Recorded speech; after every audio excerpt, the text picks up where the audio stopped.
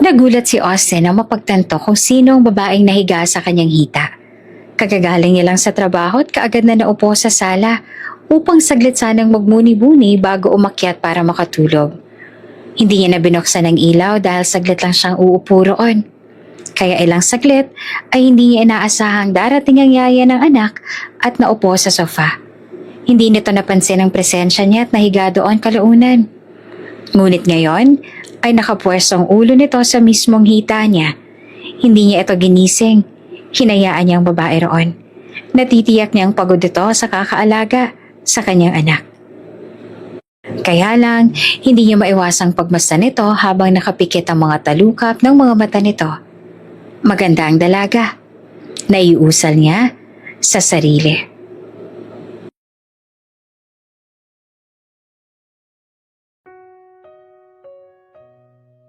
Kamusta na, Ethan? Bakas ang lungkot at pag-aalala sa boses ni Austin Fernandez habang kausap ang isa sa kanyang katiwala na si Manong Ponciano. Maayos-ayos na po siya ngayon, sir. Malaki ho ang naitulong ng bagong yaya niya. Nakikipag-usap siya sa bagong yaya at nakakagulat na nakuha niya agad ang loob ng bata. Maging siya'y nagulat sa nalaman dahil 1 buwan pa lamang na nagtatrabaho sa kanila ang babaeng si Mindy. Ngunit ganito na kalaking improvement ang kanyang anak kasama ang babae. Mabuti naman kung ganon, Manong Ponciano. Aniya na bakas pa rin sa boses ang pagkamangha. Masasabi niyang maswerte siya at sa tinatagal-tagal ng panahon ay nakatagpo rin siya ng tamang tao para mapabuti ang kalagayan ng kanyang anak. Salamat po sa inyo ni Aling Pasing, Manong Ponciano. Napangiti siya. Walang anuman yon, sir.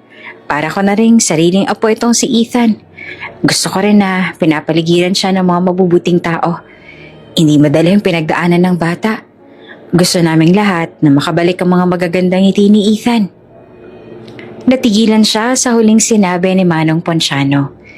Guilty siya sa bagay na iyon dahil masasabi niyang malaki ang naging pagkukulang niya sa anak kung kaya't nagkaganoon si Ethan. Simula noong maghiwalay sila ng kanyang ina ay nagbago na rin ang pakikitungo ni Ethan sa lahat ng mga taong nakapaligid dito. Binaliwala niya noon noong una hanggang sa lumala at nagkaganon si Ethan. Nag-focus siya sa sarili niyang damdamin at nakalimutang may isang tao pa siyang dapat na pinagtutuunan ng pansin. Matapos ang pag-uusap nila ni Manong Ponciano ay nanatili siya nakatitig sa kawalan. Nahulog siya sa kumunoy ng pag-iisip. Ngunit natauhan siya nang bumukas ang glass door ng kanyang opisina. What the hell, Austin? Iyon ang kaagad na bumungad sa kanya mula kay Catherine, ang kanyang ex-wife. Nakasuot ito ng pulang bestida na ipinaresa ng pulang lipstick at makapal na eyeshadow na animoy kagagaling lang sa club. Tingin niya'y tama ang kanyang hula dahil nang lumapit ito sa kanya, ay kaagad niyang naamoy ang alak mula sa hininga nito. You cut my cards! Pinahiya mo ako sa mga kaibigan ko. Patuloy pa nito. Sa akin, hindi ka ba nahiya? I earned that money. I work hard for that. Pero nilulustay mo lang. Aniya. Bigla itong tumawa. Oh, ano ngayon? Hindi alam ng daddy mo na naghiwalay na tayo. Kung ayaw mo umabot ito sa kanya, ay ibigay mo na lang ang lahat ng gusto ko. Hindi yung puro kareklamo. Nagtagis ang bagang niya. May anak sila ng babae. Kahit mahirap pakisamahan si Catherine ay nagsumikap siyang subukang mahalin ito. Ito kasi ang gusto ng magulang niya para sa kanya. Kaya lang at may ganitong ugali si Catherine. Hindi ito mapagsabihan. Ginagawa nito kung ano mang gustuhin nito. Masyado itong rebelde dahil lumaki itong spoiled. Matagal na silang hiwalay at nasaktan siya para sa anak niya, pero kailangan niyang magpakatatag. Hindi alam ng kanyang amang tungkol sa bagay na iyon at wala na siyang balak pang makipagbalikan sa babae. Kaya ito na lang natatanging paraan para matahimik ang lahat. Iritadong dinampot niya ang telepono at tinawagan ng bangko upang ibalik ang koneksyon yon sa cards ni Catherine. Done, masaya ka na? Aniya sa iritadong tingin. Ngumisi naman si Catherine. Good boy, ganyan nga. Wala ka rin naman kasing magagawa eh. Tapos ay pakanta-kanta pa itong nagtungo sa pintuan. Pwede ba kahit minsan, ayusin mo rin ang buhay mo? Kahit hindi na lang para sa sarili mo, hindi para sa anak mo. Ang anak mo mismo ang mapapahiya sa mga pinanggagawa mo. Pahabol niya pa, dahilan para mapatigil ito. Nakaangat ang kilay na bumaling ito sa kanya. What are you saying? Magaling ako sumayaw sa dance floor. Kaya kong inumin lahat ng alak sa bar. I can spend your money in just one snap. And that's talent. Magiging proud sa akin ang ano ko kapag narinig ngayon. Nito na nakangisi na animoy nababaliw na. Nagtagis ang bagang niya. Wala nang gamot para kay Catherine.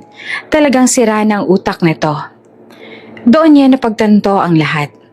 Napapailing na lamang siya kalaunan. Inaantok na si Mindy, ngunit kailangan niyang panatilihing dilat ang mga mata. Maglalaba pa siya ng uniform niya bago matulog. Dahil dalawa lang ang uniform niya sa mansyon na iyon. Maghapon siya nagbabantay kay Ethan. Nakakaawang sitwasyon ng bata. 2 araw nang pabalik-balik ang dagnat at tuloy-tuloy ang pagbabantay niya rito. Ay nako, ang hirap talagang kumita ng pera. Kaya lang, hindi naman ito tungkol lang sa pera. Nakakaawa rin naman talaga ang bata. Kung bakit kasi walang pamilyang nag-aalaga sa kanya. Buti pa ako kahit mahirap kami. May mama ako nag-aasikaso sa akin. Si Ethan kasi wala. Nalungkot siya sa huling salitang kumawala sa bibig niya. Matapos siyang nagpatulog kay Ethan, kaagad siya nagtungo sa CR upang labahan ang uniforme. Gabing-gabi na. Hindi madalas umuwi ang kanyang amo, kaya't papetex-petex na lang siya sa bahay pagkatapos niyang asikasuhin si Ethan. Kung ano-ano lang niluto niya upang kumain lang ang bata, ngunit hindi ito kumakain kahit isang subo man lang. Naiinis siya. Nag-aalala siya sa bata, ngunit tila walang pakialam ang mga magulang ng bata. Tila kung ituring ay isang hayop lang na pinaalagaan si Ethan sa iba. Matapos niya makapaglaba, ay pagod ang katawan na nagtungo siya sa sala upang maupo saglit doon. Ngunit dahil sa pagod, ay napahiga na siya. Samantala, nagulat naman si Austin nang mapagtanto kung sino ang babaeng nahiga sa kanyang hita. Kagagaling niya lang sa trabaho at agad na naupo sa sala upang saglit na magmuni-muni bago umakyat para makatulog. Hindi niya na binuksan ang ilaw dahil saglit lang siyang uupo roon. Kaya lang, ilang saglit ay hindi niya inaasahang darating ang yaya ng anak at naupo sa sofa. Hindi nito napansin ang presensya niya at nahiga doon kalaunan. Ngunit ngayon ay nakapwesto na ang ulo nito sa mismong hita niya. Hindi niya ito ginising. Hinayaan niyang babae roon. Natitiyak niyang pagod ito sa kakaalaga sa kanyang anak. Kaya lang, hindi niya maiwasang pagmasdan nito habang nakapikit ang mga talukap ng mga mata nito. Maganda ang dalaga. Naiusal niya sa sarili. Ang tahimik at magandang umaga ni Mindy ay nabulabog sa nalaman niya kinabukasan. Nagising na lang siya isang umaga na nakahiga sa hita ng isang lalaki. Ang malala pa ay sa mismong hita pa ng kanyang amo, si Sir Austin Fernandez. Dahan-dahan siyang bumangon, pero bigla na lang nagmulat ang mga mata. Ang lalaki direktang tumama iyon sa kanya. Sorry po, hindi ko rin po alam kung paano ko. Hindi niya na natuloy ang sasabihin nang maalala ang ginawa niya kagabi. Matapos siyang maglaba ay nagtungo siya sa sala para maupo roon. Pero hindi niya inaasahan na mahihiga siya sa hita ng amo. Kinakabahang nakatitig siya rito. Sorry po ulit. Ilang saglit ay sumilay ang ngiti ng lalaki. No, it's okay. Alam kong hindi mo iyan sinasadya kagabi. Nakatulog ka naman ba ng maayos? Matagal bago siya nakasagot. Ilang saglit ay tumango siya. Ngunit bakas ang hiya sa mga mata. Tsaka napatango na rin ang lalaki at ngumiti ito. Then that's good. Aakyat na ako. Nito tsaka napahawak sa balikat habang naglalakad paakyat. Nakagat niya ang ibabang labi. Natitiyak niyang sumakit ang likod ng lalaki dahil sa kagagawan niya kagabi. Parang gusto niya tuloy sa bunutan ng sarili sa katangahang nagawa niya. Dinala niya hanggang sa kusinang eksenang nasaksihan kaninang madaling araw. Ilang beses na dumaan sa isipan niya ang nangyari kagabi. Habang naghihiwa ng kung ano-anong rekados ay napapailing pa siya. At pahiya pa rin sa tuwing maalala iyon. For the first time, ngayon mo lang pinahiya sarili mo, Mindy. Bulalas niya sa sarili. Pagkatapos niya sa pagluluto ay kaagad niyang inakyat sa taas ang bata upang gisingin at asikasuhin ito. Rise and shine, baby boy! Aniya kay Ethan habang binubuksan ang kurtina ng malaking silid nito. Nagising naman kaagad si Ethan. Dahil sa liwanag ng araw na pumasok sa silid nito. Gising na po si Daddy. Nito nang tuluyan na itong magising. Natigilan siya. Hindi ko pa alam. Siguro maya-maya gising na rin yon. Inasikaso niya ang bata at ilang saglit ay kasama niya na itong bumaba. Nakahanda na rin ang pagkain sa baba upang makakain na ito at ang ama nito. Medyo nagulat pa nga siya nang makitang nasa baba na at nagtitimpla na rin ng kape ang lalaki. Nakasuot ito ng office suit at mukhang ready na rin pagpasok. Tuwing umaga ay ganito ang tagpo nila parate. Dapat nasasanay na siya, pero heto at nagulat siya. Siguro nga dahil sa nangyari kaninang madaling araw. Kakain ka na, Ethan? Aniya sa bata. Nilingon niya ito at nakitang nakatingin ito sa ama. Halatang umaasa ang batang papansinin nito ng ama. Ngunit imbes na gawin iyon, ay dyaryo ang hinawakan nito. Napalunok siya at pinalingan muli ang alaga. Upo ka na, baby. Aniya sa bata, tsaka inalalayan ng bata na maupo sa upuan na nasa tabi ng ama. Ganito ang pag-uugali ni Austin mula nung dumating siya rito. Ngunit hanggang ngayon, ay ganun pa rin nitatratuhin ng anak nito. Sa mga oras na iyon ay nakaramdam siya ng inis na hindi niya mawari kung bakit. Siguro ay naaawa siya kay Ethan. Samantala, napapasulyap naman si Austin kay Mindy. Masarap magluto ang babae. Maliban doon, ay maalagain sa mga bata. Kanina pa nito inaasikaso ang anak niya pagkababa at nakaligo na agad ang anak niya ng ganoong kaaga. Dahil hindi attentive sa pagkain ng kanyang anak, kaya sinusubuan nito ng babae. Nag-angat ng tingin si Mindy sa kanya. Saka lang siya natauhan. Umangat ang kilay niya sa naging intro ng babae. Sunday na po bukas. Kung hindi po kayo abala, baka po pwedeng samahan si Ethan sa playground. Parang gusto niya kasi kayong makasama. Ani Mindy. Natigilan siya ng balingan ng anak. Umaasa ito sa magiging sagot niya. Kita niya sa mga mata nito. Ilang saglit ay tumunog ang phone niya at nakita ang tawag ng sekretarya niya. Imbes na sagutin ng babae ay sinagot niya ang tawag. Sir, may problema po dito sa office about po kay Mr. Vladimir. Gusto niyo pong kausapin kayo bukas para hindi niya iatras ang balak niyang pag-pull out ng share niya sa kumpanya.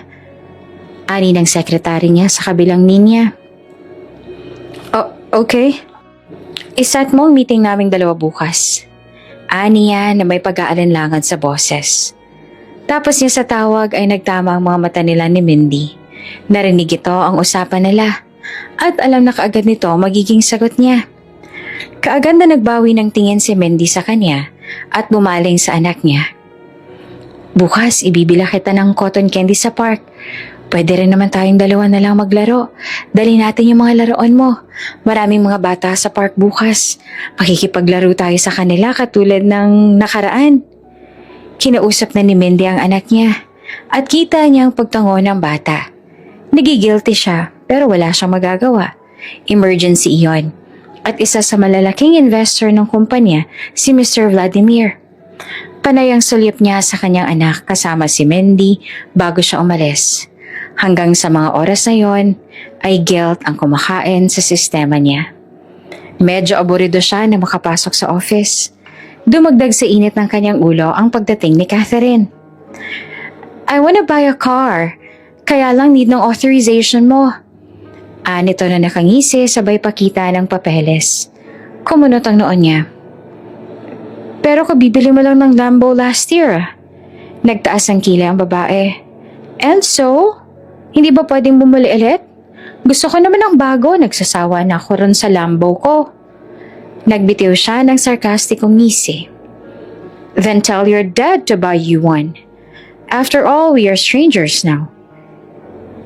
Hindi ako dapat ginagatasan mo. Aniya tapos sa iritadong kinuha ang laptop upang umalis. Nagtungo siya sa isang room upang simulan na ang meeting kasama ang ibang staff. Nandoon ang kumpare ng ama ni Catherine. Tiyak niyang hindi tutuloy roon ng babae dahil malalaman nito ang mga kalokohan nito at baka isumbong pa sa ama. Linggo, ngunit kahit ang araw na iyon ay kinain na rin ang trabaho ni Austin. Iyon dapat ang araw na kasama niya ang bata, pero inilian niya pa rin para sa malaking investor nila. May dala siyang chicken mula sa paboritong fast food ni Ethan. Nagtampo ang anak niya at gusto niyang kahit papaano'y mabawasan niyon sa pamamagitan niyon. Ngunit alam niya sa sarili niyang hindi niya mababawasan ang kasalanan sa anak.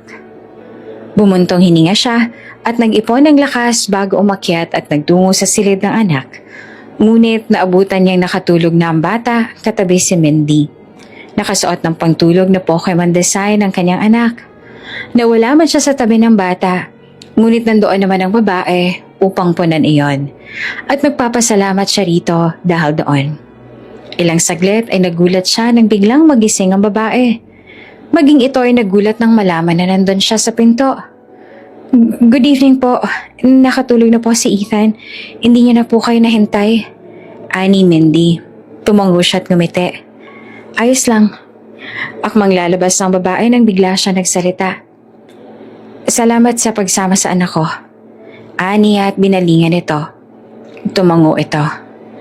Trabaho ko po iyon. May kalamigan sa mga mata ng babae nang sabihin niyon. Para ito itong may ngiti sa labi nito sa tuwing makikipag-usap sa kanyang anak. Ngunit gano'n na lang itong kalamig sa kanya. Aaminin niyang nagulat siya sa ganoong side ng babae. Aalis na po ako. Matutulog na ako. Nito sa malamig na boses. Ilang saglit, bago niya nagawang tumango. Saka lang ito naglaho sa harapan niya. May mga panahong hindi niya maiwasang hindi mapatitig kay Mindy. Nag-iwan pa rin ng misteryo sa kanya ang pakikitungo sa kanya ng babae. Linggo ulit ng umaga at nakita niya itong kasama ang anak niya sa sala habang naglalaro ang bata at kasama ang babae. Hindi man lang nito nilingon ang gawin niya gayong alam nitong nakatingin siya rito. Bumuntong hininga siya at nagpatuloy sa paglalakad paakyat sa taas. Medyo naiinis siya sa hindi niya alam na dahilan. Dahil ba ganun siya kausapin ng babae? Dahil ba ganun siya tratuhin nito? Pero ano naman sa kanya yon? Hindi naman required na palangiti sa kanya ang mga kasambahay niya. Ang importante ay nagagawa ng mga ito ang trabaho nito. Mabait si Mindy sa anak niya. Malaki ang naging improvement ng anak niya simula nang dumating ang babae sa kanila. Iyon lang ang importante. What do you want? Iritado ang tono niya nang marinig ang langit-ngit ng pintuan ng kanyang opisina. Hindi niya na nakontrol ang ines na nararamdaman. Huli na nang malaman niyang anak niya pala nakatayo sa may pintuan. Namilog ang mga mata ng anak niya na nakatingin sa kanya. Kita sa mga mata nito na nagulat ito sa naging tono niya. Kahit siya hindi niya inaisahan na ito pala ang nasa pinto. Namula ang ilong nito at tila maiiyak na. Tapos ay tumakbo bigla palayo. Bago pa siya makapag-explain, ay nakalayo na ang anak niya. Kumuyom ang kamao ni Mindy nang malaman na umiyak ang bata dahil nagalit daw rito si Austin. Wala na nga itong panahon sa anak nito at ganun pa nitong tratuhin ng bata. Naiinis siya pero wala siyang magawa dahil yaya lang siya. Pinapasahuran siya ng Austin na yon. He's scary. I don't like daddy. Ani ng bata habang nakayakap sa leeg niya. Kinarga niya ito habang umiiyak. Matagal bago ito tumahan. Mag-bake na lang tayo ngayon. Gusto mo ba yon? Tuturuan kita at tutulungan mo ko. Iyon ang sinabi niya kaya ito natahimik. Kahit papaano ay nalihis ang sama ng loob ng bata at na-enjoy nito ang pagbibake kasama niya. Nagluto sila ng croissant at halos maubos ng bata ang 3 piraso. Proud na proud pa ito sa niluto nito. "Daddy will like this." Natigilan ng bata nang maalala ang ginawa ng ama kanina. Hindi nito sinasadyang mabanggit ang pangalan ng ama. Alam niya namang gusto rin itong ipagmayabang ang gawa nito sa ama nito. Kaya lang ay hindi nito magawa. Pakiramdam niya ay si Austin mismo ang gumawa ng bakod sa pagitan nito at ng bata. "Dadalhin ko si daddy mo," aniya. Kahit naiinis siya sa lalaking yon, ay hindi niya hahayaang hindi matikman ni Austin ang pinagmamalaki ng anak nito, alang-alang kay Ethan. "Baka po ikaw naman ang pagalitan niya," nito na may pag-aalala sa boses.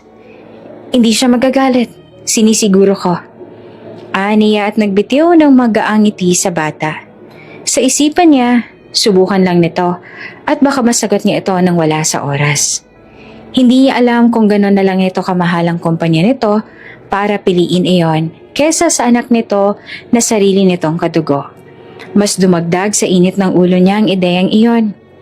Matapos niyang iayos sa plato ang croissant, ay nakita niyang pag-aalala sa mga mata ng bata bago siya umakyat sa taas.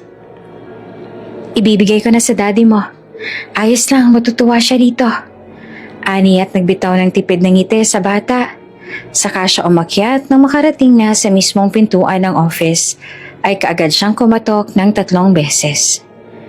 "Come in," nito sa loob. Bumuntong hininga siya bago tinulak ang pinto papasok. Nagtama kaagad ang mga mata nila ng lalaki nang makapasok siya. Lumipat ang paningin nito sa platong dala niya. Inilapag niya iyon sa desk nito at kasama roon ang fresh lemon juice. "Nasaan si Ethan?" Natigilan siya na magsalita ito. Inakala niyang hindi ito tatanungin ng tungkol sa bata. "Nasa baba po, kaming 2 po ang nagluto niyan at gusto niyang bigyan ka," aniya sa formal na boses. Napalunok naman si Austin at tumango kalaunan. Hindi nito inaasahan na sa kabila ng ginawa nito ay padadalhan pa rin ito ng anak. Kasi kung siya lang masusunod, hindi niya bibigyan ng lalaking to. Mabait si Ethan. Hindi siya marunong magtanim ng galit. Hindi deserve ng isang tulad niyang mapagalitan at paiyakin dahil lang sa simpleng mali. Hindi niya na napigilan na mutawi iyon sa kanyang bibig. Mabait si Ethan. Hindi siya marunong magtanim ng galit. Hindi deserve ng isang tulad niyang mapagalitan at paiyakin dahil lang sa simpleng mali. Nakapangalumbaba si Austin habang nasa opisina. Paulit-ulit na bumabalik sa isipan niyang mga sinabi ni Mindy. Halatang pinariringgan siya at imbes na direktang sabihin sa kanyang problema ay dinadaan pa nito sa ganon. Gusto niya namang kausapin ang bata pero hindi niya alam kung papaano magsimula. Idagdag mo pa na sinabi iyon ni Mindy sa kanya. Ani mo'y gini-guilt trip pa siya. "Excuse me sir?" Natauhan siya nang marinig ang boses ng sekretarya niya. Sa kanya na pagtantong nagtaas na ng boses ang kanyang sekretarya. "Okay lang po kayo? Kanina ko pa po kayo tinatawag pero hindi po kayo agad umiimik." Ani ng babae. Kumurap-kurap siya at umayos ng upo. "What? What is it? May problema ba?" Kumunot ang noo ng sekretarya. "Sir, ngayon na po ang meeting ninyo. Kanina pa po naghahantay ang mga bisita sa conference room." Napanganga siya nang maalala ang bagay na yon. Gano'n na ba siya ka-absent-minded upang hindi agad maalala ang tungkol doon? Of course, alam niya yon. Ilang beses siyang pinaalalahanan ng sekretarya niya kaninang umaga. Tapos biglang mabablangko siya. Parang gusto niyang sabunutan ng sarili sa iritasyon. Ilang saglit ay nag-present ng report sa mga staff niya. Ngunit as usual, ay lutang na naman ang isipan niya sa meeting. Mabuti na lang at nandyan ang mga staff niya para humarap sa mga ibabatong katanungan ng mga bisita. Nang mapansin na ilang beses na siyang pumapalpak sa araw na yon, ay napagdesisyon niya na nang umuwi ng maaga. Nagdahilan na lamang siya na masamang pakiramdam. For the first time ay lumiban siya sa trabaho. Naninibago siya. Bandang 7 pa lang nang makarating siya sa bahay. At ang iyak ni Ethan ang bumungad sa kanya sa entrada pa lang ng bahay. Natanaw niya ang anak na umiiyak. kasama ang on-call na maid na minsan na rin kasama ni Ethan nung hindi pa dumadating si Mindy. Kasi sir, hinahanap-hanap niyang yaya niya. Sumbong sa kanya ng katulong. I want Ate Mindy! I want Ate Mindy! Paulit-ulit na sambit ni Ethan habang umiiyak. Paliguan niyo na lang po tapos dalhin niyo sa taas at paglaruin ng mga toys niya.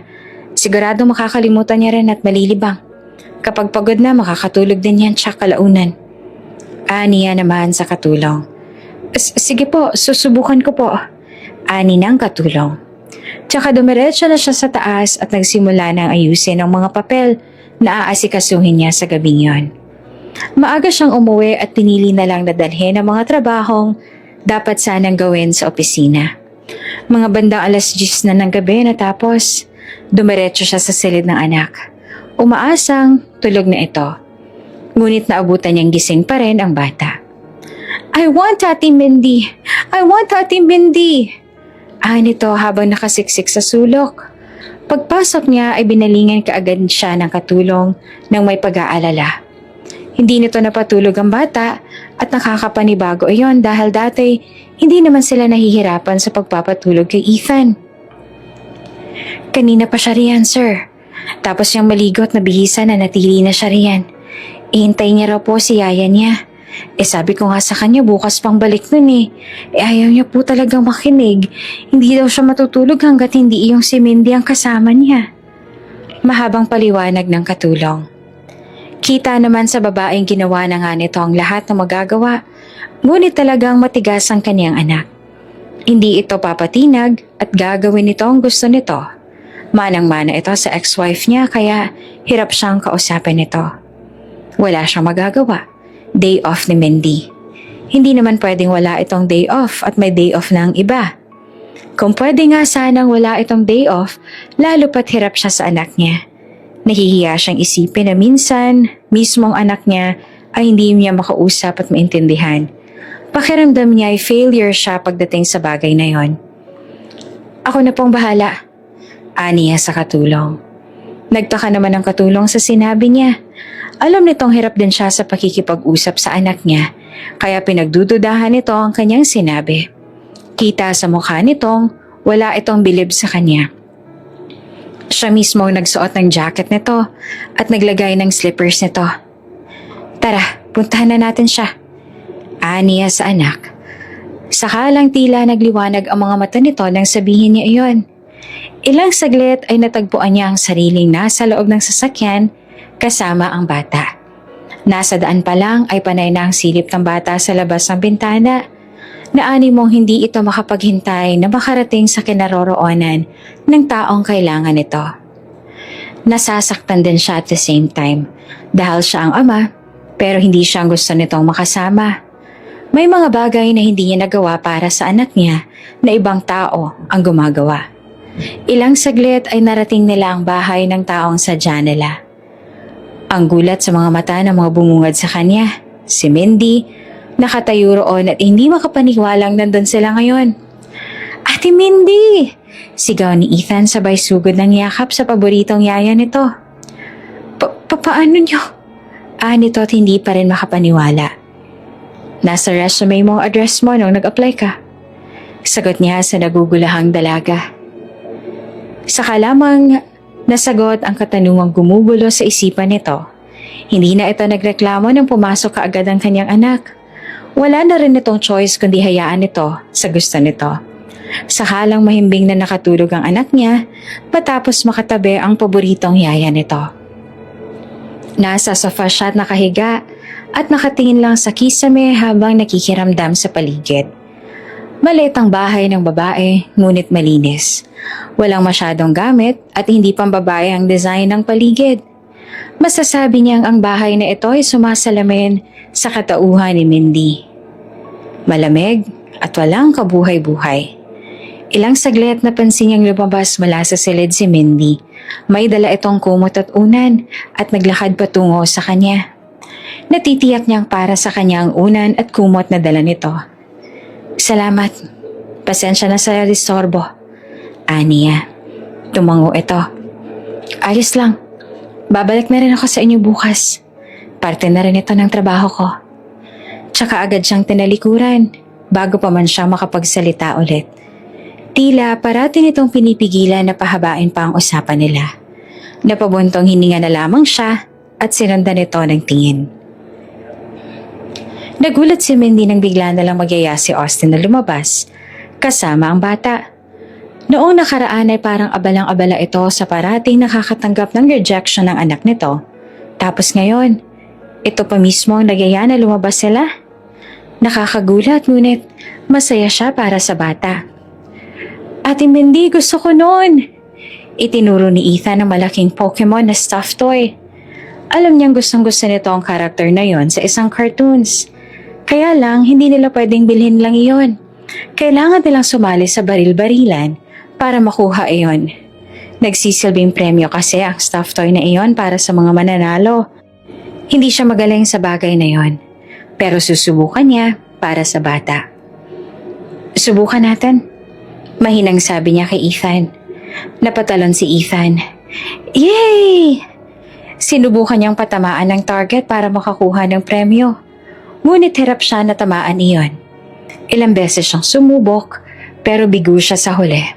Kaya laylay ang balikat na binaba niya yung toy gun na hawak. Ngunit nagulat silang pareho nang may dumampot na pamilyar na kamay sa toy gun na gamit nila. Nang lingunin nila ay nalaman nilang si Austin pala. Natigilan siya at natulala. Animoy, isa itong gwapong karakter sa isang pelikula na handang makipagpatayan para sa minamahal nito. Napalunok siya at ilang saglit bago napagtantong natulala siya dahil kay Austin. Pahiya na agad siya nagbawi ng tingin bago pa mapansin ng lalaki ang mga titig niya rito. Kinasa ni Austin ang baril sabay tutok. Napalunok siya nang tamaan nito ang target. Hanggang sa naubos nito lahat ng nakadisplay na target. Natauhan na lamang siya nang malaman niyang hawak na ni Ethan ang laruang gusto. Dahil nagawa law lahat ni Austin ang task. Ngumiti siya sa bata at napansing tila may nakatingin sa kanya. Nang balingan niya si Austin, doon niya napagtantong nakatingin ang lalaki sa kanya. Kaagad siyang nagbawi ng tingin na tila napapaso sa mga titig na binibigay ng lalaki. Sinubukan nila ang anumang ride sa gustong sakyan ni Ethan. Takot na takot siya sa likuran ng mag-ama. Ilang saglit ay napansin niya kung gaanong kasaya si Ethan kasama ang ama kaya naglaho ang takot na nararamdaman niya at napalitan ng saya. Masaya siya para sa dalawa. Tapos sa nakakatakot na rides ay nagtungo sila sa ice cream parlor at binili ang lahat ng gustong flavors ni Ethan. Ate Mindy! Bulalas ni Ethan sabay ganti ng pahid ng ice cream sa ilong niya. Siya ang naunang naglagay ng ice cream sa ilong ng bata at gumanti lang ito. Nagtawanan sila kalaunan, tsaka nagpatuloy na sa pagkain ng ice cream. Nagulat na lang siya ilang saglit nang biglang may naglahad sa kanya ng panyo. Napalingon siya. May-ari ng kamay na yon at nalaman na si Austin pala. Punasan mo ang ice cream sa ilong mo. Nito na nakatitig sa kanya. Dali-dali na tinanggap niya ang panyo at pinahid ang ice cream sa ilong. Binigyan naman ito ng wet wipes ang anak. Hindi maaalis ang tingin niya rito habang nagpupunas siya ng ilong. Nang akmang lilingon ito sa gawin niya, ay kaagad siyang nag-iwas ng tingin bago pa nito mahuling nakatingin siya rito. Kaagad na kumabog ng malakas ang dibdib niya, dahilan para mapahawak siya roon. Hindi niya maintindihan ang sarili. Pakiramdam niya ay magkakasakit pa siya sa puso gayong ganitong kalakas ang kabog nito. Bandang 8 na sila ng gabi nagdesisyon na umuwi. Papunta na sila ng parking lot nang may masalubong na hindi nila inaasahan. Nakasunod siya sa mag-ama. Oh baby, you're here! Tumakbo ang babae palapit kay Ethan at agad niyakap ang bata. Naalerto siya. Bigla-bigla na lang nitong niyakap ang bata at nakita niya kung paano itong nagulat at natakot sa kinikilos ng babae. Stop it, Catherine! Biglang nagsalita si Austin. Sa kanya napagtanto kung sino ang babaeng nasa harapan. Ito ang ex-wife ni Austin. Makailang beses niya nang marinig iyon mula sa bibig ng mga on-call maid ng mansyon. At sa wakas ay nakaharap niya na rin ito ngayon. What do you mean? I'm his mother too. Wala na ba akong karapatan ngayon? Giit pa nito at ngumisi na animoy nanunuya pa. Kaagad na lumayo si Ethan sa babae at biglang tumakbo patungo sa kanya. Kaagad na yumakap si Ethan sa kanya nang makalapit na ito. Saka siya napansin ng babae. "And who is she?" Ani Catherine sabay tingin sa kanya mula ulo hanggang paa na animoy isa siyang mababang nilalang na walang karapatang tumayo sa harapan nito. "Don't tell me ito ng bago mo. Kahit may anak ka na, pinatulan ka pa rin?" Namilog ang mga mata niya. Gusto niyang itama ang inakala nito, ngunit naunahan siya ni Austin. "So what, Catherine?" Namilog ang mga matang binalingan niya ang lalaki. Hindi niya inaasahang imbes na itama ang maling akala nito, ay pinatulan pa nito ang maling akala ng babae. "Pero, why do you care, Catherine? Hindi na dapat big deal sa'yo, diba?" Putol ni Austin sa muling pagsingit niya sana. Tapos ay pareho sila ng bata na hinila ni Austin papasok sa loob ng sasakyan. Nakita niya kung papaanong natulala si Catherine nang talikuran nila. Maging siya ay hindi makakilos sa loob ng sasakyan nang makapasok na roon. Hindi niya inasahang kay bilis ng pangyayari. Hindi niya alam kung papaanong mag-react matapos ang mga narinig. Bakit sinakyan ni Austin ang maling akala na yun ng babae? Anong balak nito? Wala siyang balak na sumali sa gulo nito, pero ito mismo ang nagpasok sa kanya roon. Nang makarating sila sa bahay ay inayaan siya ng lalaki na patulugin muna si Ethan. At nang makatulog ang bata dahil sa pagod, ay lumabas na rin siya ng silid nito upang lumipat na sana sa maid's quarter. "Can we talk?" Halos lumawa ang kaluluwa niya sa gulat dahil sa biglaan nitong pagsulpot. Ilang saglit ay kabado siyang tumango at sumunod siya rito patungo sa office nito. "Ano?" Napatayo si Mindy sa gulat sa sunod na narinig niya mula sa lalaki. "Ilang beses ko na pag-isip-isip habang pauwi tayo kanina. Maybe it's better to ride on. I want you to marry me, Mindy." Ani ng lalaki sa kanya na animoy ilang buwan nitong pinag-isipan niyon. Kaya lang, hindi. Dahil bigla-bigla lang ang desisyong iyon. Ilang minuto lang na nabuo ang plano na iyon. Hindi maliit na bagay ang kasal. Sagrado iyon para sa kanya. Pero kung i-offer sa kanya ng lalaki iyon, ay animong mumurahing candy lang iyon. Para sa pansarili mong interes? Mandadamay ka? Seryoso ka ba? Nagbitiw siya ng sarkastikong ngisi. "Wala na akong ibang makitang paraan to get rid of her." Nito sa seryosong boses. "Yayang gusto kong pasukin dito, hindi pong maging asawa ninyo." Nagtagis ang bagang nito at napasapo sa noo. "Then what's your plan now?" Napalunok siya habang nakatitig sa mga mata nito. "Aalis na lang ako. Maghanap na lang kayo ng ibang magpapanggap dahil ayoko." Akmang lalabas na siya sa office nang masalubong ang hindi niya inaasahang masalubong sa may pinto. Nakita niyang umiiyak si Ethan. Dumaloy ang sagana nitong luha sa pisngi. "Iiwan mo rin pala ako, Ate Mindy?" Nanginginig ang boses na sambit nito habang umiiyak na nakatitig sa kanya ang malungkot nitong mga mata. Hindi siya makakilos sa kinatatayuan. Kahit nang umalis si Ethan ay nananatili siya nakatayo. Ilang saglit pa bago niya napagtanto ang lahat at dahan-dahan na humakbang patungo sa silid ni Ethan. Ngunit sarado na iyon at tsak niyang hindi siya pagbubuksan ng bata kahit pa anong gawin niya. Ganito rin ang ginawa ng kanyang mga magulang sa kanya kaya alam niya ang sakit. Naranasan niya rin ang iwan. Naranasan niya rin ang pakiramdam na walang kumikilalang pamilya sa kanya. Hindi niya inaasahang babalik siyang tulala sa opisina ni Austin.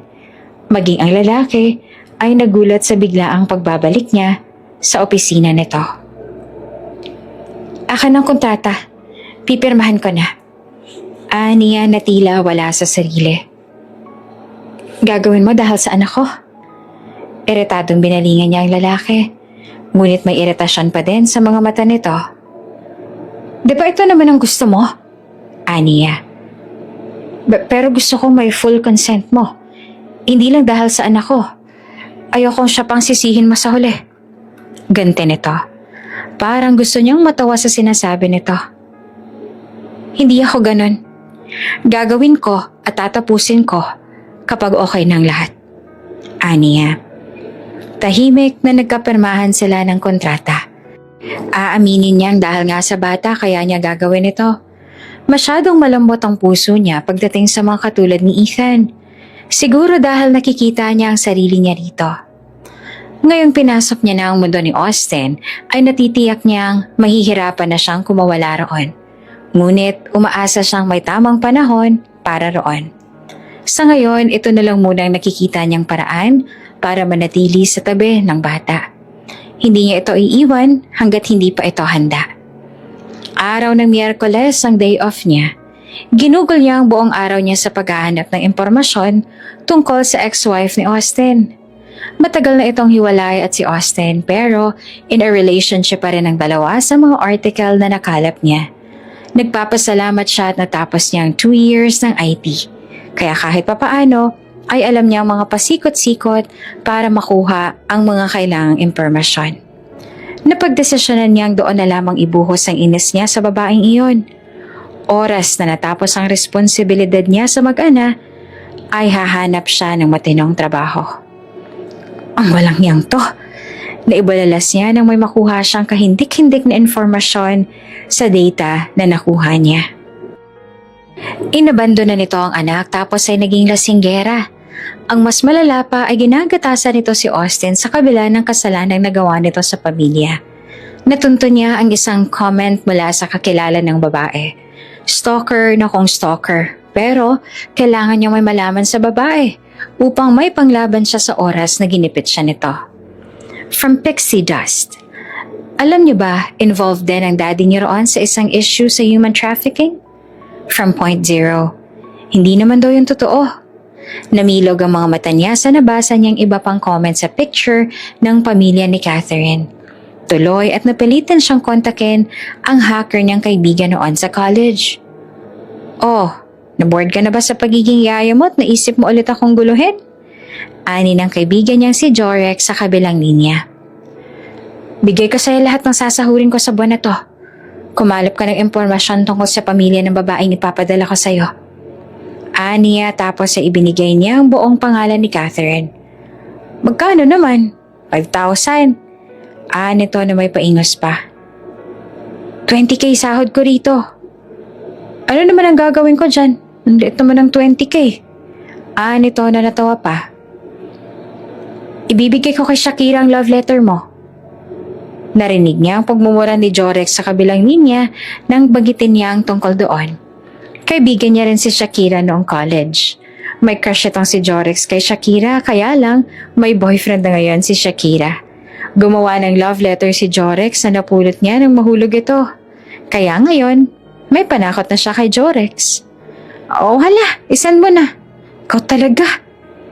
Nito sa iritadong tono. Napangisi siya sabay send ng basic information tungkol kay Catherine. Sa loob lamang ng 2 araw ay nakuha niya ang buong impormasyon tungkol sa pamilya ng Catherine na iyon. At totoo nga, nakasabot sa human trafficking ang ama ni Catherine. Masyadong confidential kaya tagong-tago ang data nito. Saktong tumawag ang unknown number sa phone niya at nalaman na mismong si Catherine ang nasa kabilang linya. Witch, I need to talk to you. Pupunta ka rito ngayon sa address ng coffee shop na isasend ko sa'yo. Huwag mo akong pagintayin. Kahit sa tono ng pananalita at choice of words nito, ay halatang hindi na palaki ng tama. Mabuti na lang at kahit papaano'y nahiwalay si Ethan sa ina nito. Kundi, baka kasing balasubas na rin ito katulad ng ina nito. Jeez, ang tagal mo naman, you're 20 seconds late. Sinamaan siya ng tingin ni Catherine na animoy malaking kasalanan na nagawa niya. It's only 20 seconds, pero naghuhuramentado na ito. Kaya lang, baliwala sa kanya iyon. Wala naman kasi siyang pakialam sa dinadakdak nito. Tapos ka na nag-order? Nagbayad ka na ba? Aniya sa babae sabay hugot ng card niya na pag-aari ni Austin. Isa iyon sa binigay ni Austin matapos niyang pirmahan ang kontrata ng kanilang kasal. Magagamit niya ang card sa mga bagay na kailangan niya, katulad ngayon. Iba naman ang mismong sahod niya. O baka naman wala ka ng pambayad. Narinig ko na bankrupt na kayo. Aniya na nakangisi. Namilog ang mga mata nito. Hindi nito inaasahan na nalaman niya ang isa sa pinakatatagong sekreto ng pamilya nito. Anong sinasabi mo? Nito sa galat na boses. Ngunit hindi pa natapos doon ang lahat dahil may iba pa siyang ibubunyag na ikagugulat nito. Baka atakahin pa ito sa puso dahil sa gulat. Later, mag-uusap tayo. Anong gusto mo? Umorder ka lang kahit ano. Sagot ka na. Baka kasi pambayad na lang ng taxi pa uwing pera mo eh. Niya na nakangisi. Nanlisik ang mga mata nito sa inis. Dahil doon ay inilabas nito ang isang card nito. Hindi niya alam kung sarili nito ang card o baka galing lang din kay Austin. Alam niyang ginagatasan nito si Austin matapos bumagsak ang pagkabuhayan ng pamilya nito. Muntik nang mahuli ang ama nito sa illegal nitong mga gawain. Iniwan ng mga ito ang planta ng mga illegal na droga at hindi na nakabalik doon. Ang human trafficking issue ang dahilan kaya nalaman tuloy ang iba pang illegal na negosyo ng pamilya nito. Kumuyom ang kamao niya nang maalala ang batang nadamay dahil sa kabaliwan ng babaeng to. Nag-order pa ito ng mamahaling cake sa coffee shop na malaginto ang presyo. Masyadong mataas ang pride ng babae sa kabila ng pagmumulubi nito. Parang gusto niya tuloy itong pagtawanan. You know what? Kahit nagkahiwalay kami ni Austin noon, alam kong hindi siya naka-move on agad. Kahit ngayon, ramdam ko pa rin na may something sa mga tingin niya sa akin tuwing magkikita kami. Pagmamayabang nito, ngunit nanatili siya nakangiti. Talaga? Ganun pala si Austin? Ngumisi ito ngunit hindi nakatakas sa paningin niya ang iritasyon na dumaan saglit sa mga mata nito. Yes, at baka pa nakitbutas ka lang. Kaya ngayon pa lang, magsimula ka ng mag-move on. Dahil natitiyak kong hindi rin kayo magtatagal. Sa ganyan kasi nagsimula talaga eh.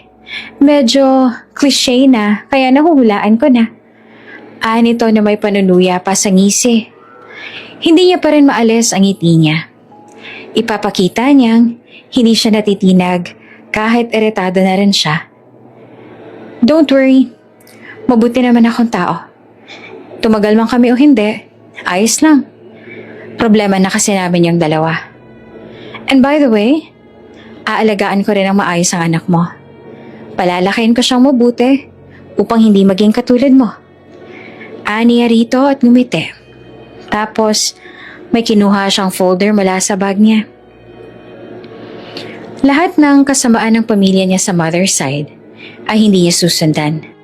Dahil lalaki siya sa matinong pamilya. Kumunot ang noon ng babae at tumingin sa envelope na dala niya. What the heck is that? Nito. Para yan sa'yo. Dinala ko. Tingnan mo. Inalahad niya ang envelope sa mesa. Dali-dali naman na binuklat ni Catherine ang envelope upang silipin ang loob. At nakita niya nga kung papaano itong namatla nang makita ang lahat sa loob ng dala niyang envelope. Surprise! Niya na nakangisi. Lahat ng record ng illegal business na meron ng pamilya nito ay pinaprint niya. Lahat ng mga yon ay nakabalandra ngayon sa pagmumukha nito. Sunod-sunod ang mga pag-iling ni Catherine na animoy nahihipnotismo sa mga papel na nakalapag sa table ng coffee shop. Kaagad na dinampot muli ni Catherine ang mga papel sa marahas na paraan. At kaagad na pinunit at kinuyumos iyon na parang maitatago ng ginawa nito ang dumi ng pamilya na ito ngayon nakabalandra sa papel. Umiling siya at ngumisi.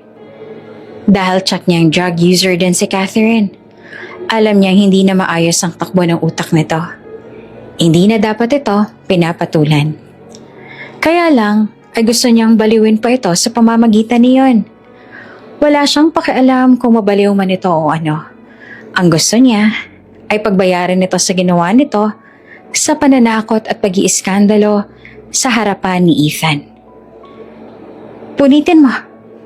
Kahit durugin mo pa yan ng pinong-pino. Hindi mabubura ang lahat ng baho ng pamilya mo. Alam ko naman na gagawin mo yan. Masyado ka kasing predictable. Kaya gumawa na ako ng backup. Ani at pinakita pa sa phone niya ang picture ng napakaraming USB na nakakalat sa sahig. Hayop ka! Buliyaw nito takmang lalapitan siya kaya lang ay nagsalita siya. Pwede ko siyang ibigay sa kung sino-sino sa daan, kahit nga sa mga tao nandito ngayon sa shop na to. Ani yan na nakangisi. Biglang tumulo ang luha ni Catherine. Alam niyang desperada ito, pero hindi niya inaasahang bibigay ito ng ganitong kadali. Please don't do that. Makukulong ang daddy ko. Hindi namin kaya na wala si daddy. Hindi pwedeng wala si daddy kaya please. Kulang na lang ay maglumuhod ang babae upang makiusap lang na pagbigyan ito. Umangat ang kilay niya. Kalaunan ay kumuyom ang kamao niya nang maalala ang kawawang bata na nadamay sa kabaliwan nito. Sana balang araw, ganito rin magmakaawa ang babaeng ito. Oras na ayawan nito ng anak nito at itakwil. Kaya lang ay hindi kay Ethan nagmakaawang babaeng ito kundi sa kanya. Kaya naiinis siya. Huwag na huwag mo nang guguluhin ang pamilya ko. Lalong-lalo na si Ethan. Kung ayaw mong bukas na bukas din, ay may sumugod na mga pulis sa bahay ninyo. Banta niya sa babae. Walang pagdadalawang isip na tumango ang babae. May mas pakialam pa ito sa ama at ina nito kaysa sa sariling anak. Hindi niya lubos maisip na may ganitong klaseng ina pala sa mundong ito. Kasi kung siya na lang sana ang naging ina ni Ethan, tiyak niyang hindi niya magagawang ihiwalay sa kanya kahit isang minuto lang ang kanyang anak. Tiyak niyang ibibigay niya ang lahat ng pagmamahal na kailangan ng bata. Hindi siya perpekto, pero sisikaping hindi magkulang dito. Magkaiba silang dalawa, at nasa harapan niya ngayon ay ang salungat sa kanya. Are you kidding me? Inutusan mo bang asawa mo para takutin ako? You know what? I called her to a coffee shop just to talk about our lives. Gusto ko lang naman makipagkaibigan sa kanya. Gusto kong alamin ang married life niya. I just want us to be casual. Pero anong ginawa niya? She threatened me. Umagang-umaga ay sinalubong siya ni Catherine ng kung ano-anong kwento tungkol kay Mindy. Hindi niya alam na nagkausap ang dalawa at lalong hindi totoong inutusan niya ang babae para takutin si Catherine. Kahit bago niya lang nakilala si Mindy, alam niyang hindi magagawa ng babae yon. Desente itong babae sa kabila ng hirap ng buhay nito. Hindi ito katulad ni Catherine. Kaya nga hirap siyang paniwalaan ngayon ang mga pinagsasasabi ni Catherine. Lalo na't galing mismo yon kay Catherine. I don't know what you're saying, Kath. You're accusing an innocent person. Baka nakakalimutan mong may kaso ng ganyan ngayon. She's my wife now. And you're talking like she's an evil here. Hindi ko nagugustuhan ng mga pinagsasasabi mo sa kanya. Napanganga ang babae. Dati-rate ay ito ang pinapanigan niya kahit alam niyang mali ito. Nasasanay itong masyadong pampered sa kanya. Nasasanay itong tinotolerate niya lang ang masamang ugali nito. But not now. At alam niyang napansin niya ng babae. He doesn't like her before. Pero tinuturuan niya ang puso na yakapin ng pagkatao ni Catherine dahil ito ang gusto ng pamilya niya sa kanya at kailangan niya iyong sundin. Kaya lang, kahit ilang beses niyang pilitin ang sarili, ay hindi talaga. Ang kaya niya lang ay ispoil ang babae. Kaya niyang ibigay ang lahat ng material na bagay, ngunit hindi ang puso niya. An innocent? Look, bigla niya lang pinakita ang lahat ng to sa harapan ko. Bigla niyang pinakita ang lahat ng mga illegal business ni Daddy. Lalo na tong human trafficking. Natigilan si Kath nung mapansin na natigilan siya. Natigilan siya dahil hindi niya inaasahan ang mga nakikita ng mga mata niya. Sa dami ng mga papel na may records ng mga illegal business na sinasabing sa ama nito, ay kulang pa ang ilang taon na pagkakakulong. Ang records na nakabalandra sa harapan niya ay tama lang para hatulan ng panghabang buhay na pagkakakulong ang taong nasa likod ng mga records na iyon, which is ang ama nito. Oops! May break muna. Gusto mo bang ma-shoutout dito sa channel ni Ate Jane? Mag-comment lang ng lesson you learned from the latest story uploaded. Dahil pipili kami ng isang best comment of the day para i-shoutout sa susunod na upload. Kaya huwag kalimutang mag-iwan ng lesson you learned after you watch this video. Maraming salamat! Shoutout nga pala kina Gandang Leia, Lenlen from Nueva Ecija, at Lucila Banabatak from General Santos City. Sa ating mga taga-subaybay, paki-comment naman po sa baba kung taga saan kayo para alam ko kung hanggang saan umaabot ang mga kwento ni Ate Jane at para ma-shoutout ko rin kayo sa mga susunod pa nating mga kwento. Maraming salamat sa pakikinig.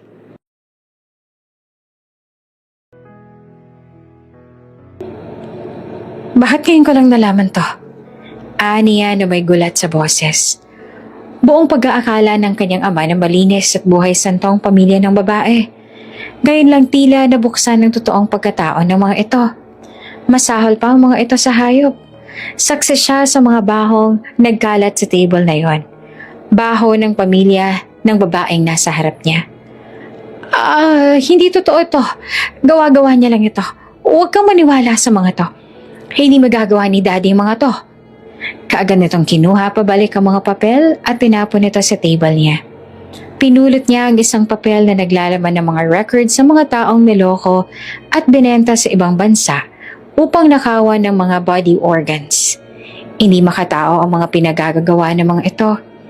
Unti-unti siyang nag-angat ng tingin sa babae. Inihulog niya ang papel sa sahig. You and your family are disgusting. Tao pa ba kayo? Kumunot ang noon niya sa inis na nararamdaman. Sa inis niya ay nagpatawag siya ng bodyguards at pinakaladkad sa labas si Catherine. Hindi niya kayang sikmurain ang presensya ng babae pagkatapos ng mga nalaman niya. Tumawag siya ng tauhan. Gusto kong sundan niyo si Mindy Hermasada. Gusto kong alamin niyo ang lahat ng kinikilos niya simula ngayon. Niya sa tauhan. Masyadong confidential ang mga impormasyong nakuha nito kaya gusto niyang malaman kung sino ba talaga si Mindy. Paano ito naka-access sa ganoong kaimportanteng data? Sa kabilang banda, tahimik ang paligid nang dumating ang madre na close ni Mindy na may dalang cake. Pero kahapon, birthday ng isa sa mga bata natin dito. Nito tumingala sa asul na kalangitan. Tumango siya. Salamat. Ilang taon na rin nung postulant pa lang ako tapos isa ka sa ampon namin dito. Nakapagtapos ka ng IT pero hindi ka naman nag-apply sa related sa course mo. Nagkibit-balikat siya. Hindi ko naman linya ang course na napili ko. Wala akong choice dahil iyon lang ang kaya niyo para sa akin. Malit lang din ang apunan at wala namang masyadong nagdo-donate. Hindi tulad ng ibang ampunan. Pero dumating si Mr. Fernandez. Ni sister. Natigilan siya. Ito ang ama ni Austin. Si Robert Fernandez. Ang taong isa sa nagligtas ng buhay niya. Sakitin siya noon ngunit nandyan si Mr. Fernandez upang mag-sponsor sa hospital bills niya. Hindi lang siya natulungan nito, maging ang ibang mga kasama niya sa ospital. Nang lumaki siya ay nangako siyang ibabalik niya pa rin pabalik ang utang na loob niya kay Mr. Fernandez. Nung malaman mo nagkaproblema ang mga Fernandez, ay pumasok ka bilang yaya ng apo ni Mr. Fernandez. Sa puntong yon, nakabawi ka na sa utang mo kay Mr. Fernandez, iha. Ani ng madre. Pagkatapos nito, ay piliin mo na ng maayos ang trabaho. Baka sa susunod ay makita naman kitang janitress sa isang mall. Natawa na lang siya. Imbes na humanap ng stable na trabaho, ay heto siya at kung saan-saan na lang nagpupunta. Matapos niya makausap ang babae, nagpaalam na siya rito. Kaya lang, ganun na lang ang gulat niya nang biglang sumulpot ang sasakyan ni Austin sa harapan niya. Kita niya ang lamig sa mga mata nito na kung makatingin ay tila may atraso na naman siya. Happen, kanina pa kita hinihintay. Uuwi na tayo. May kaseryosohan sa boses nito nang buksan nito ang pinto para sa kanya. Hindi niya alam kung papaano nito nalaman ang lokasyon niya. Hindi niya alam kung papaano ito nakarating doon. Habang nasa biyahe, hindi niya alam kung papaano ang kausapin ng lalaki. Alam ko na ang lahat, Mandy. Narinig ko ang lahat. Hindi mo na kailangang mag-explain. Biglang nagsalita si Austin. Hinintay niyang pagalitan at sumbatan siya ng lalaki matapos nitong marinig ang sinabi niya roon sa madre. Pero hindi iyon nangyari. Dumaan ang ilang araw hanggang sa dumating muli ang linggo. Tuwing linggo ay hindi pumapasok si Austin. Nilalaan nito iyon sa anak nito. Nakakasama siya dahil siya ang yaya. At iyon naman talaga ang papel niya sa buhay ng mag-ama. Pinikit niya ang mga mata niya nang marinig ang holy songs na kinakanta ng mga choir ng simbahan. Ninanamdam niya ang mga magagandang boses na iyon. Nasa simbahan sila kasamang mag-ama. Bago sila magtungo sa kung saan man nila balak pumunta, ay dumaan muna sila sa simbahan. Tapos noon ay pag-aalay na sa Diyos. Hindi naman required talaga na hawakan ng kamay dahil pwede namang itaas lang ang mga iyon sa ere. Kaya lang huli na dahil hinawakan ni Austin ang kamay niya at itinaas sa ere. Napalunok siya sa ginawa ng lalaki. Ilang minuto rin silang nagkaganon hanggang sa matapos at pinasa na ang lagayan ng pera sa mga tao upang lagyan ng alay na pera para sa simbahan. Hanggang sa natapos ang seremonyas ay ramdam pa rin ni Mindy ang init ng kamay ni Austin habang hawak nito ang kamay niya kanina. Hindi pa rin maalis iyon sa isipan niya. Parang gusto niyang pagsampalin ng sarili. Nasa simbahan siya tapos puro kalandian ang iniisip niya. Umayos ka, Mindy.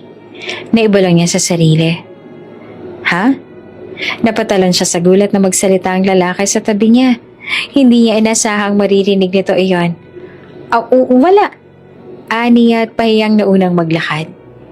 Kasabay at hawak nito sa kamay si Ethan, kaya wala siyang problema. Diretso muna sila sa kainan upang kumain bago sila magtungo sa amusement park. Ayos ang basayang napili namin. Ani Austin sa kanya na makapili ang dalawa at tahimik lang siya sa likod. Hindi niya naman ini-expect na tatanungin siya sa gusto niyang kainan. Kung anong gusto niyo, ayos lang. Wala namang kaso sa akin. Aniya sa formal na tono, ngunit kabaliktaran ang nararamdaman niya sa loob-loob. Kinakabahan siya. Kung bakit kasi biglang may pagganito. Yaya lang naman siya. At hindi na dapat big deal kung ano man ang gusto niya. Ate Mindy, sorry.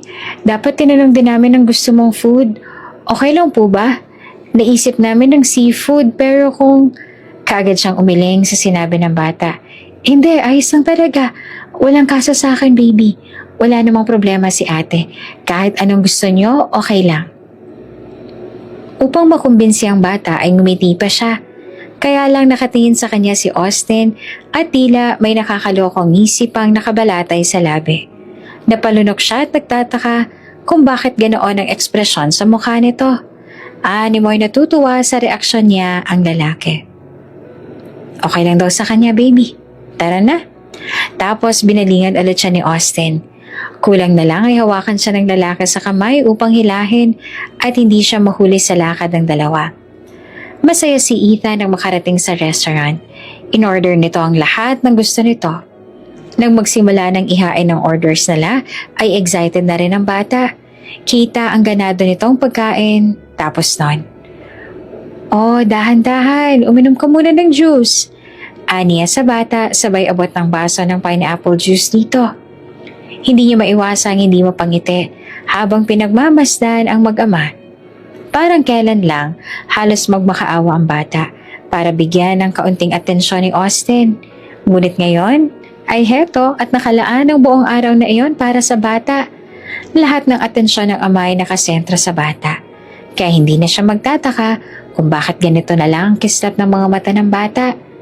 Kung hindi matino ang pag-iisip ng ina ng bata, walang ibang makakapagbigay ng kalinga sa bata, kundi ang ama lang. At nagpapasalamat siya dahil ngayon pa lang napagtanto na ni Austin ang bagay na iyon. Maaga pa lang ay naibigay na nito ang totoong hinihingi ng anak nito. Ilang saglit pa ay nabulabog ang lahat ng kasiyahan sa harap niya nang mapansin na tila may nakatingin sa kanila sa malayo. Nang tingnan niya ang paligid ay natagpuan niya kaagad ang may-ari ng mga matang iyon, si Catherine. Nakaupo ito sa kabilang table. May kausap itong lalaki. Panay ang bato ng masasamang tingin sa kanya ang babae. Naramdaman niya ang iritasyon kung bakit ba sa dinami-rami ng restaurant sa syudad ay doon pa talaga napili ng babaeng yun na kumain. Nang matapos sila ay sabay na silang lumabas. Binantaan niya itong huwag nitong guluhin ng mag-ama, kundi ipapakalat niya ang dumi nito. Kaya ngayon, hindi ito lumapit sa kanila. Halatang natakot talaga ito sa sinabi niya. Huminga siya ng malalim nang palabas na sila. Akala niya dahil nakalabas na sila ay matatapos na ang lahat. Kaya lang, hindi pa pala dahil biglang nasalubong nila ang babae. Kaagad na nagtago si Ethan sa kanyang likod. Halatang natakot naman ang bata sa huling pagkikita ng mga ito. Nagtagis ang bagang niya. Sumilay ang ilang insultong ngisi ni Catherine tapos ay tumingin sa kanya. Oh, mukhang nagawa mo ring lokohin ang anak ko. I wonder if anong klaseng kalokohan ang pinagsasasabi mo sa kanya para matakot ng ganyan. Kaagad na humarang si Austin. Pumasok na kayo sa sasakyan, ani Austin sa kanila. Wala na siyang choice kundi ang sundin ang sinabi ng lalaki. Kasama niya si Ethan na pumasok ng sasakyan. Ilang saglit na nag-usap sina Austin at Catherine roon. Nakita niya kung paanong niyakap ni Catherine si Austin. Animoy may kirot siyang naramdaman sa kasuluk-sulukan ng puso niya nang makita iyon. After all, that's his ex-wife. May pinagsamahan ng dalawa at may anak ang mga ito. Pero bakit nalang ganong kalungkot ang nararamdaman niya? Ibang lungkot ito. Lungkot na hindi niya dapat maramdaman. Ako nang bahala sa kanya. Ani kay Austin nang mailapag nito ang bata sa kama. May kalamigan sa tono ng boses na. Gusto niyang pigilan ngunit hindi niya makontrol. Hindi niya rin alam kung bakit siya nagkakaganto. Are you okay? Natigilan siya sa pag-aayos sa kumot na tinakip niya sa katawan ng bata. Kumunot siya ng balingan ng lalaki. Ayos lang ako. You can tell me, Mindy. Nagtagis ang bagang niya. Wala. Ganyan ka pa talaga. Kita naman sa mukha mo na may gusto kang sabihin. Hindi mo kailangang itago. Udyok pa nito. Nainis na siya kaya hinarap ito. Kung may problema man ako, akin na lang yan. Dahil personal na buhay ko yan. Sa tingin ko hindi kasama sa pinirmahan kong kontratang tungkol sa personal kong buhay. 'Di ba? Tumango ito at nagbitiw ng mapait na ngiti. Then, bakit ginawa mo yun? Natigilan siya. Medyo naguluhan. Tinakot mo si Catherine. You even dig some sensitive information. Gante nito. Natigilan siya at doon lang napagtanto kung anong tinutukoy nito. At hindi niya inaasahang aabot iyon sa lalaki. Siguradong nagsumbong dito si Catherine. Nagbitiw siya ng hilaw ng ngiti. So, ano to ngayon? Nagsumbong na pala sa'yo ang babaeng yan. Pagagalitan mo ba ako dahil ginawa ko yun sa ex-wife mo? Magagalit ka ba kasi hindi ko na dapat pinakialaman ng ex-wife mo itong buhay ninyo? Well, ngayon pa lang magsasorry na ako. Pasensya na kung sumobra ako sa parting yan. Pasensya na kasi hindi ko napansin. Mabuti na lang at napigilan niya ang luha na buntik nang bumagsak sa mga mata niya. Hindi niya rin maintindihan ang sarili. Hindi naman dapat ganito ka-emosyonal. Kaya bakit siya nagkakaganito? Nanatiling nakatitig sa kanya ang lalaki. Ayaw kumibo. Pasensya na. Nakalimutan ko ang boundaries ko. Isa akong fake na asawa. Kasalanan ko to dahil pakialamera ko. At kung hindi ko nakontrol ang sarili ko, hindi na po mauulit, sir. Aniya na diniinan ng salitang sir upang maipamukha sa sarili kung gaanong kalayo ang agwat nila sa isa't isa. Akmang aalis na siya nang bigla na lang nitong hinila ang kamay niya at huli na nang mapagtantong kinulong siya nito sa mainit nitong yakap. Namilog ang mga mata niya sa gulat. Hindi niya inasahan iyon. I like you. Mas lalo siyang naistatwa at hindi na nakagalaw sa sunod niyang narinig. Higit sa lahat iyon ang mas hindi niya inaasahan talaga. Nasaktan ako nang marinig kong nilapitan mo lang kami dahil may utang na loob ka sa ama ko. Na-intensyon mo na pala nung una pa lang natulungan kami. Lahat ng ito ay parte lang ng plano mo. Napasinghap siya sa sunod nitong sinabi. Kaya lang, imbis na sumbatan ka, ay gusto kong baguhin ang nararamdaman mo. Gusto kong mahalin mo kami ng anak ko ng totoo. At nagpapasalamat ako dahil nangyari na nga. Mababakasan ng sigla sa boses nito. Tinulak niya ang dibdib nito. Namumulang mukha na payuko siya. Hindi niya magawang tignan ito dahil sa mga narinig niya mula rito. Hindi ko alam ang sinasabi mo. Aniya at kabado. Okay, ayos lang kahit di mo aminin. Nanunod siya ang boses nito. Pero bakit ka nakasimangot kanina habang pauwi tayo? Hindi naman ah. Ano bang pinagsasasabi mo dyan? Umiwas siya ng tingin. Dahil ba kay Catherine? Kunot ang noon na binalingan niya ito. Kasi naman tapos na kayo noon tapos lapit pa rin ang lapit. Kahit ilang beses ka nang ginago no, nilalapitan mo pa rin. Alam niya naman na may asawa ka na. Bakit hindi na lang kayo magbalikan kung ganun? Hindi yung ginagamit niyo pa ako. Mahihimigan ang galit sa boses niya nang sabihin ito. Huli na, bago niya napagtanto ang nasabi. Namilog ang mga mata niya at napansin niyang natigilan din si Austin. Ilang saglit ay sumilay ang nanunudyong ngisi ng lalaki. Ang ibig kong sabihin, takot si Ethan sa babaeng yon, kaya dapat hindi na siya lumalapit sa inyo. Tapos, hindi niya na natapos ang sasabihin. Nang lumapit ang lalaki at pinatakan siya ng mabilis na halik sa labi. Namilog ang mga mata niya at kaagad na dumapo ang palad niya sa pisngi nito. Kaagad siyang umatras at sa isang iglap ay naglaho siya sa harapan ni Austin. Hindi niya inasahang gagawin ito iyon. Diretso siya sa silid at napahawak sa dibdib. Ang pamilyar na pagwawala ng puso niya ay nangyari ulit. Ngunit sa pagkakataong yon ay mas malala iyon. Dahil sa ginawa ni Austin kagabi, kaya hindi kaagad siya nakatulog. Kaya kinaumagahan ay namilog ang mga mata niya nang malaman na late na siya. Dali-dali siyang bumangon at nagtungo sa silid ni Ethan. Ngunit nalaman niyang wala roon ang bata. Halos takbo na ang ginawa niya nang pababa na siya. At naabutan niya ang note sa labas ng ref. From Austin. Initin mo na lang ang ulam sa ref, kumain ka na. Dinala ko na sa school ang bata. Magte-text ako mamaya, sa labas tayo kumain. Tapos, my heart pa na nilagay sa dulo ng note nito. Namula ang mukha niya sa nakita. Kaya wala siyang ibang ginawa kundi ang maglinis at laban ang lahat ng mga nasa labahin. Hanggang sa dumating ang 5 ay nakatanggap siya ng text. From unknown. Lumabas ka na, naghihintay ako sa labas. Napangiti siya nang hindi niya namamalayan. Kaagad siyang nagbihis ng maayos at nagpabango. Hindi niya maintindihan kung bakit ganito na lang siya kasaya. Pagkalabas niya ay isang itim na van ang pumarada sa harapan niya. Sa isang kurap ay may lumabas sa van at may lumabas sabay sugod sa kanya.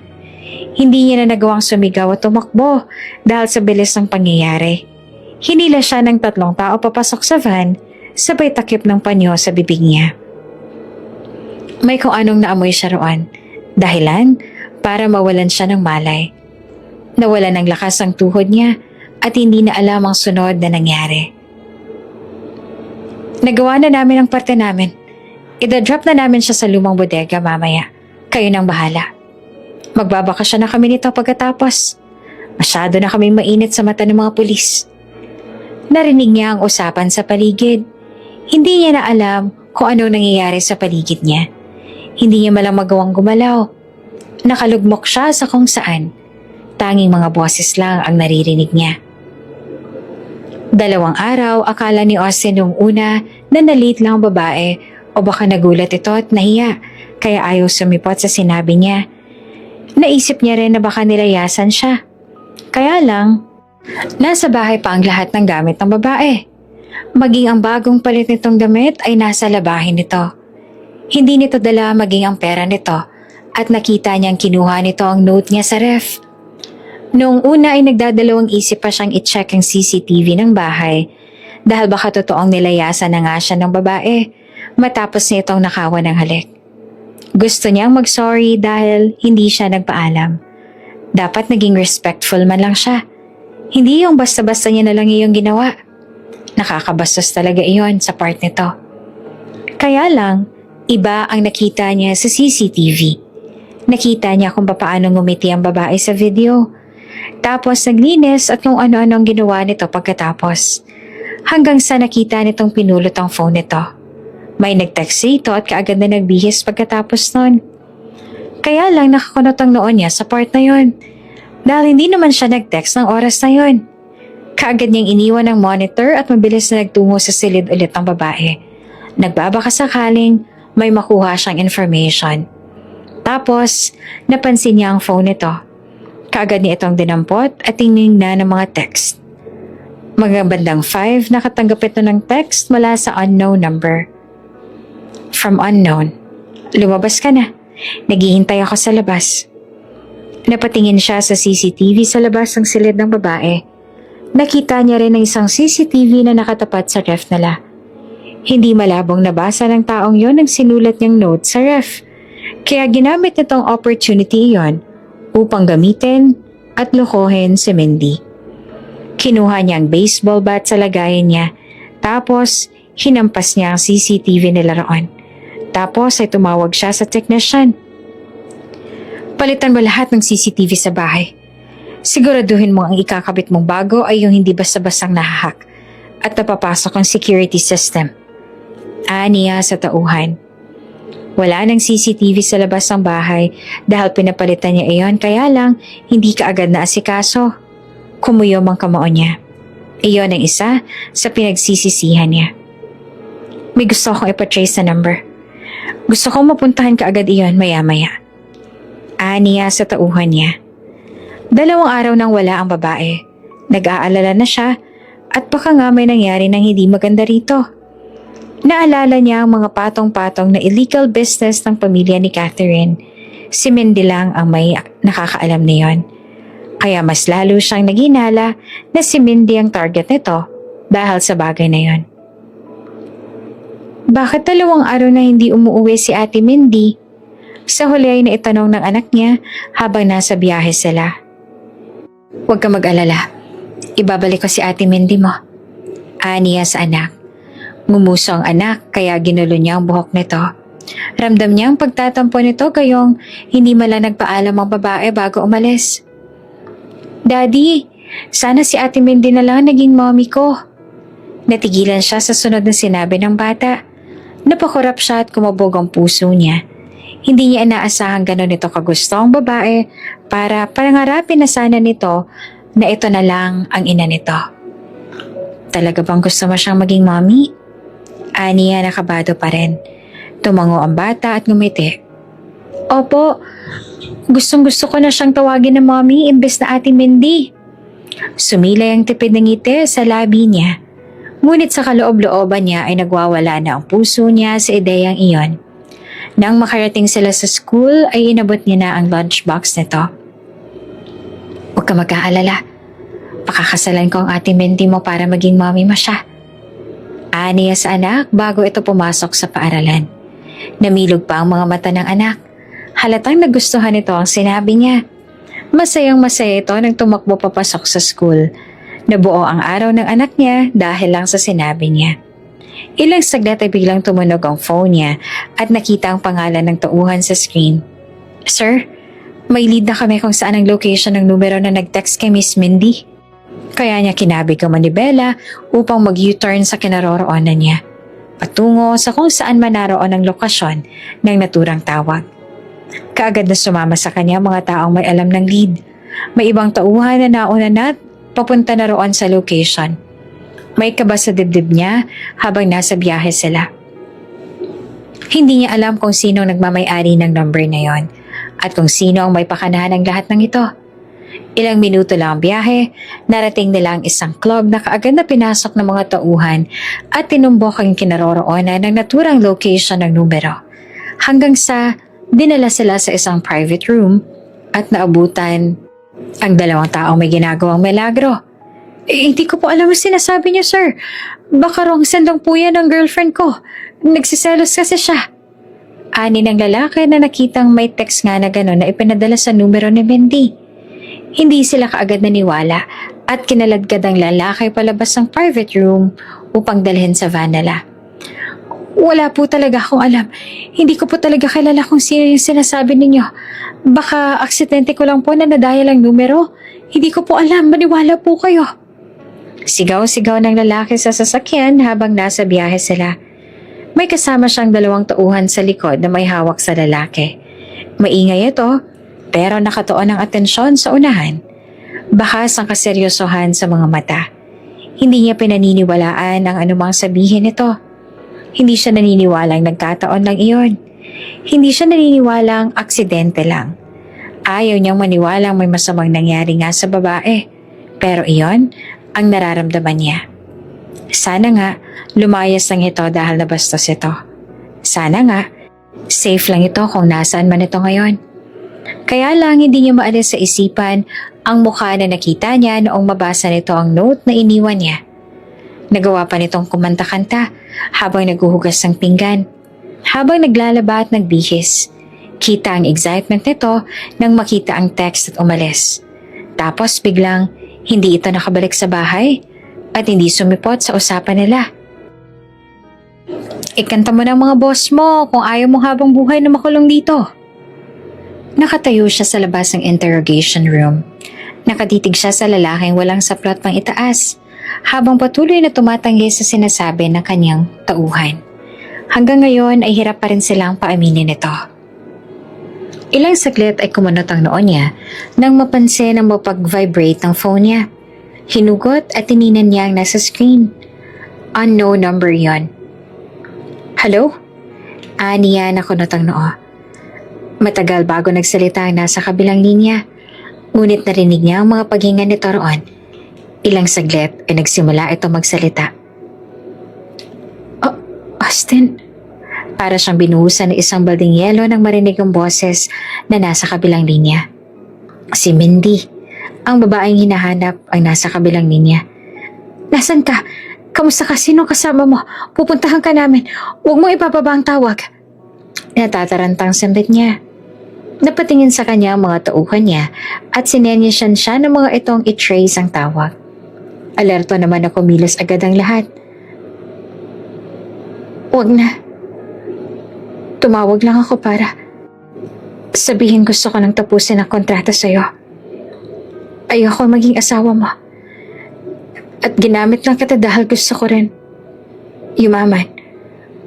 Gusto kong shut up. Huwag kang magsinungaling pa.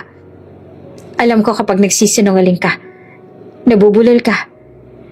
Niya na nagtatagis ang bagang. Lumayas ako sa bahay.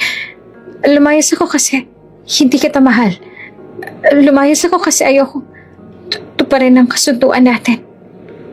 Kumuyo ang kamaon niya. Iritadong lumapit siya sa monitor ng tauhan niya at nakita niyang sa isang abandonadong building ang kinaroroonan ng tawag. Kung gusto mo talaga akong hiwalayan, sabihin mo muna kung nasan ka. Hindi na kita susundan pa. Pero gusto ko pa rin malaman kung safe ka. Sabihin mo sa akin. Para matapos ang lahat ng to. Niya sa babae. Matagal bago ito nakasagot. Tila may ginig pa sa paghinga nito. Nasa probinsya ako. Umuwi ako. Nagbitiw siya ng mapait na ngiti. Ngayon siya mas lalong nakumbinse na kasinungalingan ang lahat ng sinasabi ng babae. Dahil ang lokasyon nito at ang sinasabi nitong lugar ay hindi magkatugma. Kung ganun, huwag kang mag-alala.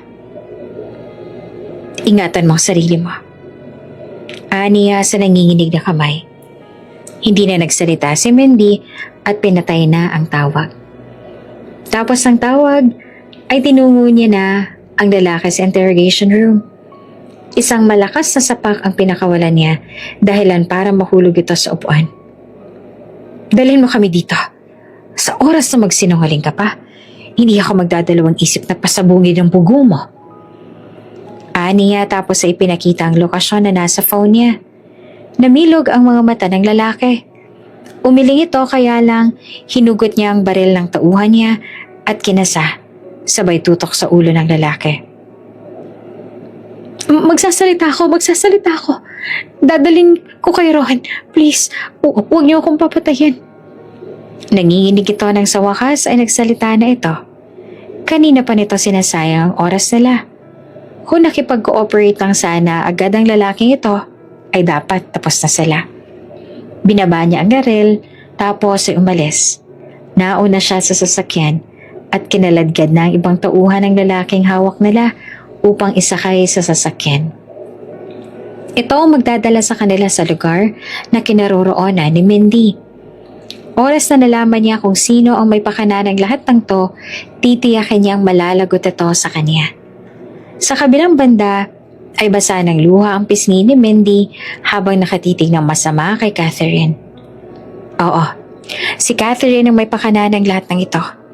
Ang mismong ama nito ang nag-utos dito na itumba siya dahil marami na siyang alam. Sinakyan ni Catherine ang opportunity na ito upang pahirapan siya bago siya patayin. Good girl! Masunurin ka naman pala. Ni Catherine. Pinagbantaan siya nitong papatayin si Ethan na nasa school ngayon kapag hindi niya sinunod ang gusto nito.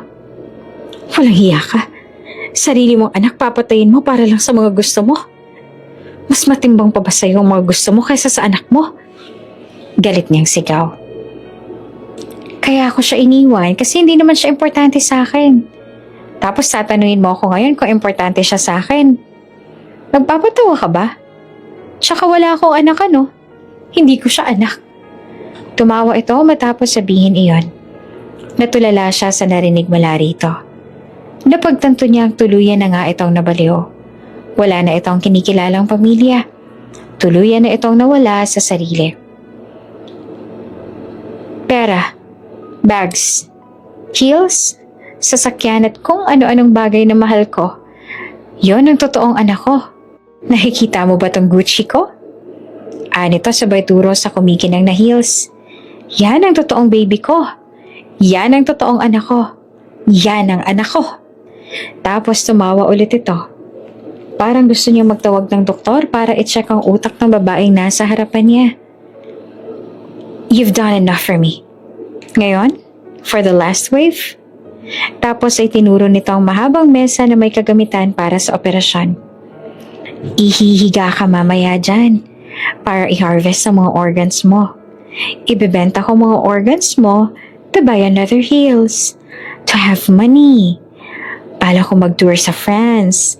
Kaya sana, healthy ang ibang organs mo para malaki-laki rin naman ang kikitain ko. Namilog ang mga mata niya. Kukunin ang lahat ng laman loob niya para ibenta. Ito ang isa sa nakalap niyang data tungkol sa iligal na pagbebenta nito ng mga lamaang loob ng tao. Notorious ang pamilya ni Catherine sa bagay na yon. Kaya ito ang naisip gawin ng mga ito sa kanya ngayon. Kumuyom ang kamao niya.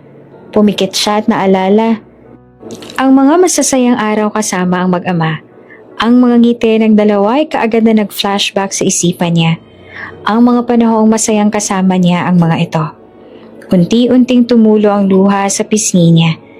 Huling pag-uusap na nila ni Austin iyon. Tapos, kasinungalingan pa ang mga sinabi niya. Sumilay ang mapait na ngiti sa labi niya habang hinahayaan na dumaloy ang masaganang luha sa mga mata niya. Nagawa niya na ang parte niya. Patuloy niyang mamahalin ang mag-ama hanggang sa huling hininga niya. Kaagad na lumabas ang lahat mula sa sasakyan nang marating nila ang exact location. Kaagad silang nagtago upang hindi mahuli.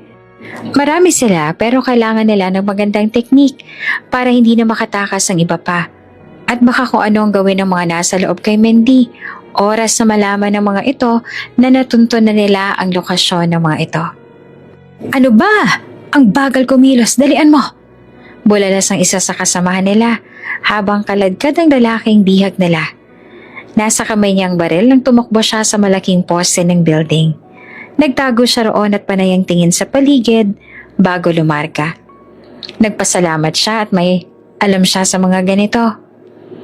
Tahimik silang lahat at kalkulado ang bawat kilos. Sinusundan pa rin nila ang pinpoint hanggang sa narating nila ang second floor ng abandonadong building. Nasa baba ang iba sa mga kasama nila upang siguraduhin mababantayan ng ibang kalaban sa baba. Iilan lang ang umakyat upang targetin ng ibang kalaban sa taas. Umabot sila sa taas nang hindi napapansin kaya malaking achievement na iyon. Natuntun na kayo! Isang malakas na sigaw mula sa bihag nila ang sumira ng plano nila. Tapos noon ay kumilos na ang lahat sa taas at bumaba ang lahat ng tauhan upang sa baba makipagputukan. Naiwan ang iba sa taas na nagtatago. Kaagad niyang hinalughog ang buong second floor hanggang sa natagpuan niya ang isang tahimik na silid na may gamit pang ospital. May cardio monitor, may oxygen at may kung ano-anong aparatos para sa pag-oopera. At isang babaeng nakahiga sa pahabang mesa at nakatali ang dalawang kamay at mga paa. Walang malay at nakasuot ng hospital dress. Mindy! Bulalas niya nang makilala ito. Kaagad niyang nilapitan ng walang malay na babae. Namimigat ang mga talukap na nagmulat ito ng mata.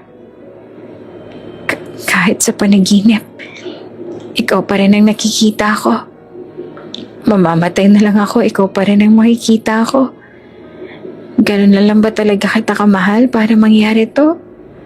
Tumulong luha nito nang sabihin niyon. Straight, mula sa bibig na sinabi nitong mahal siya nito. Ngayong under ito ng impluensya ng drugs ay hindi nito kaya magsinungaling. Nasasabi nito ang lahat ng walang pag-aalinlangan. See, I told you, nagsisinungaling ka lang nung sinabi mo sa phone na hindi mo ako mahal. Kahit saglit lang kita nakasama, nakilala na kita agad. At masasabi kong hindi ka magaling magsinungaling. Niya sa babae. Kinuha niya ang scalpel at hiniwa ang tali sa kamay ng babae upang makawala na ito at maalis niya sa ibabaw ng mesa. Nang tuluyan na itong nakawala, ay kaagad niya itong binuhat upang ilabas sa silid. Kaagad niyang hinalikan ng noon ito nang makarating sila sa sasakyan niya sa likod. Maririnig ang putukan sa loob. Alam niyang dehado ang mga kalaban dahil iinan lang mga to. Hindi kasing dami nila. Stop! Saan mo siya dadalhin? Natigil siya sa ginagawang pagsara sa pinto sa backseat matapos ilapag si Mindy nang marinig ang boses sa likod. Si Catherine, nakatayo roon at may hawak na barel. Nagtagis ang bagang niya nang magtamang mga mata nila ng babae. Wala ka talagang kapaguran, Catherine. Ani at sumilay ang nanunuyang ngiti sa labi niya. Ibaba mo siya at iwan mo siya rito. Darating ngayon ang doktor na mag-oopera sa kanya. I need her organs. I need money. Bulyaw nito habang nakatutok pa ang baril sa kanya. Nagtagis ang bagang niya. Ang lakas ng loob mong sabihin yan. Sa pagmumukha ko pa talaga. Bakit? Di ba yaya lang naman siya ni Ethan? You took her and asked her to play along. At magkunwaring asawa mo para layuan kita. That was the stupid stunt of you, Austin Fernandez. Tumawa ito na parang nababaliw na. Yaya lang? No. Umiling siya at sumilay ang matamis ng ngiti. After this, I'm going to marry her. For real. Balang araw magiging masaya kami ng anak namin. Pati si Ethan. She will become a good mother and wife. Habang ikaw, mananatili sa putik. Balang araw, pagbabayaran mo ang lahat ng kasalanan niyo ng pamilya ninyo. Lahat ng kahayupang ginagawa niyo ngayon ay babalik sa inyo. Mark my words, Catherine. Akmang ipuputok ni Catherine ang barel, pero kaagad niyang nabarel ang hawak nitong barel kaya tumilapon. Nagulat ang babae at natulala. Ilang saglit ay may mga tunog ng mga police car na paparating. Kita ang pamumutla sa mukha ni Catherine. Oops, sorry. Mukhang hindi aabot ng balang araw ang karma ninyo. Mukhang ngayon niyo yata agad pagbabayaran niyon. Aniya at pinagmasdan ng luhang nahulog sa mga mata ni Catherine. Itaas ang mga kamay! Itaas ang mga kamay! Sigaw ng pulis ang makarating. Lahat ng mga nakaligtas na kalaban at nananatiling buhay ay pinasuko rin sa pulis. Ang bihag nila ay napatay sa engkwentro. Pinunasan si Catherine na tila saka lamang natauhan. Please, Austin. Please, help me. Hindi ako pwedeng makulong. Hindi ko kaya manatili roon. Lumuhod ito sa harap niya habang may posa sa kamay. Alam niyang walang laman ang mga sorry ni Catherine. It's just out of her desperation. Dahil lang gusto nitong takasan ang responsibilidad. Katulad ng ginawa nito sa anak nila. Imbes na harapin ang responsibilidad nila sa anak nila, ay umalis ito at nagwalwal sa labas na animoy buhay dalaga. Catherine was raised like a free wolf. Hindi makokontrol, hindi makikinig, hindi tatanggapin ang kasalanan. Ibababa nito ang sarili upang makatakas lang sa kumunoy. Nakasandal sa balikat niya si Mindy habang tumatakbo ang sasakyan. May ibang nagmamaniobra ng sasakyan at hinayaan niyang makapagpahinga ang babae sa kanyang balikat. Sa mga oras na yon, pinangako niyang hindi na mauulit pa ang nangyaring ito. Ang nangyari ngayon ay kapabayaan niya. Itinoon niya ang mga mata sa labas. Matutuwa ang anak niya sa oras na nalaman nitong ligtas na ang taong importante rito. Pareho sila ng nararamdaman. Dumiretso sila sa ospital. Sa isang private room inilagay ang babae. Mahimbing na ang tulog nito at ilang saglit ay dumating ang katulong na kasama ng anak sa bahay. Si Ate Mindy, aniita na makarating. Tapos ay bumaling siya sa hospital bed kung saan nakahiga ang babae. She's safe now. Tahimik ang paligid habang nakaharap sila sa malaking double door. Hawak ni Austin ang kanyang kamay at pareho silang nakasuot ng formal na damit. Ang eleganteng design ng engranding mansyon ay nagpatingkad ng klasikong aura sa paligid. Animoy na sa isang sinaunang American era sila. Tila isang romantikong larawan ng magkasintahan na maghihiwalay upang hayaang ipadala ang kasintahan sa ibang lugar. Ang takong niya nagsisilbing maingay na tila musika sa lugar dahil sa katahimikan. Umaalingaw-ngaw ang tunog niyon sa bawat yapak. Ang bawat lagapak ay tanda ng kanilang presensya. Nandito ang chairman. Handa na siyang harapin kayo, senyorito. Ang butler na may suot na itim na suit ang nagdala sa kanila sa harapan ng malaking double door. Animoy, isang higante ang nagmamay-ari ng naturang silid dahil sa laki niyon. I'm sorry. Hindi ako magtatagal. Ani Austin ang balingan siyang bilang pamamaalam sa pagpasok nito. Alam niyang ayaw lang nitong bastusin siya ng ama nito. Ayaw nitong makarinig siya ng mga salitang magbibigay lamang ng sakit sa damdamin niya. Alam niya sa sarili niyang masasaktan siya. At kung handa lang sana si Austin doon, ay sisikapin niyang lunukin ng masakit na salita na ibabato. Hindi magrereklamo at magtatanim ng sama ng loob. Sinisiguro niya iyon. Ngunit higit na hindi niya kaya ng lalaki na harapin ang bagay na iyon. Mas takot itong masaktan siya kesa sa masaktan ito. Nakikita niyang kaya nitong salagin ang kahit na anong bala na para sa kanyang wag lang siyang masaktan. Dahil doon ay mas minahal niya ito. Dahil doon ay masasabi niyang talagang malalim pa sa dagat ng Antarctica ang nararamdaman nito sa kanya. Sige, maghihintay ako dito sa labas. Ngumiti siya. May upuan sa labas para sa mga maghihintay. Samantala, may tila huhusgahan si Austin dahil sa nararamdaman niya. Kalmado siya sa labas ngunit kabaligtaran sa loob. Dahil tila bumabagyo ang kalooban niya sa mga oras na yon. Bumukas ang double door at pumasok siya. Nagsara ulit ang pinto at direktang tumama sa kanya ang mga mata ng ama. Ang nakakayanig ng pagkatao na uri ng mga tingin na tumutusok sa kaluluwa niya. At last, you're here, son. Matalim ang boses nito. Inayos nito ang cufflinks sa dulo ng suit at tumingin muli sa kanya. Siya ay produkto ng istriktong pagpapalaki. Ang ama niya ay tila halimaw sa kanyang paningin. Isang mabingis na leon na walang sinasanto. Bago ito naging negosyante ay sa itong army. Kung kaya't ang pagpapalaki nito sa kanya ay katulad ng sandalo. Ang trauma ay nagbalik nang magtagpo ang kanilang mga mata. Ang nakaraan ay nagbalik sa puntong ito. Tila sumasalimbay sa kahit saang sulok ng silid ang multo ng nakaraan. Kahit nagwawala ang puso niya, heto at nagagawa niyang titigan ng direkta sa mga mata ng ama. Ang dahilan ng lahat ay ang babaeng nasa labas na naghihintay sa kanya. Pinapalakas nito ang puso niya kahit nasa labas lamang ito. Magandang umaga. I'm here to clarify some things I told you last week. Buo na ang desisyon kong piliin ang babaeng gusto ko.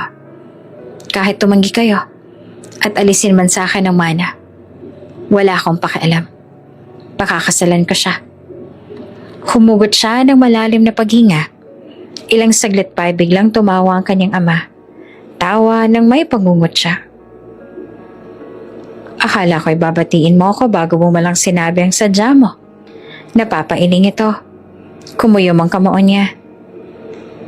Andito lang ako para doon pa. Tumangu-tango ito. Narinig ko ang tungkol sa ginawa niyo sa pamilya ni Catherine. Pinahiya niyo ako sa puntong yon. Kung ganon, ay hindi ako marunong pumili ng taong mapagkakatiwalaan. Nanatili siya nakatitig sa ama. I heard, ang babaeng kasama mo nag-imbestiga at dahilan kaya nadiskubre ang tungkol sa mga iligal na gawain ng mga Cordova. Pumalakpak ang kanyang ama. Papasukin mo siya. Gusto ko siyang makausap. Bakit mo naman siya iniwan sa labas? Napalunok siya at nagtagis ang bagang ng balingan ng butler ng ama upang senyasan na papasukin ang babae. Ilang saglit pa ay pumasok si Mendy. Kumpara sa kanya, ay puro kalamigan ang nakabalatay sa emosyon sa mga mata nito. Unang bungad pala ng babae ay nakita niya na kung paanong namangha ang kanyang ama sa lakas ng presensya nito. Aaminin niya noong una natakot siya sa aura ng babae. Siya si Mendy Hermosada, ang girlfriend ko. Mendy, ang ama ko. Si Octavio Fernandez. Pakilala niya. May formal na tumango ang babae. Good morning po. Ngumisi ang ama at iniabot ang kamay sa babae. Nagulat siya. Kapag gano'n ang ginawa ng ama, ay alam niyang nagugustuhan nito ang taong kaharap.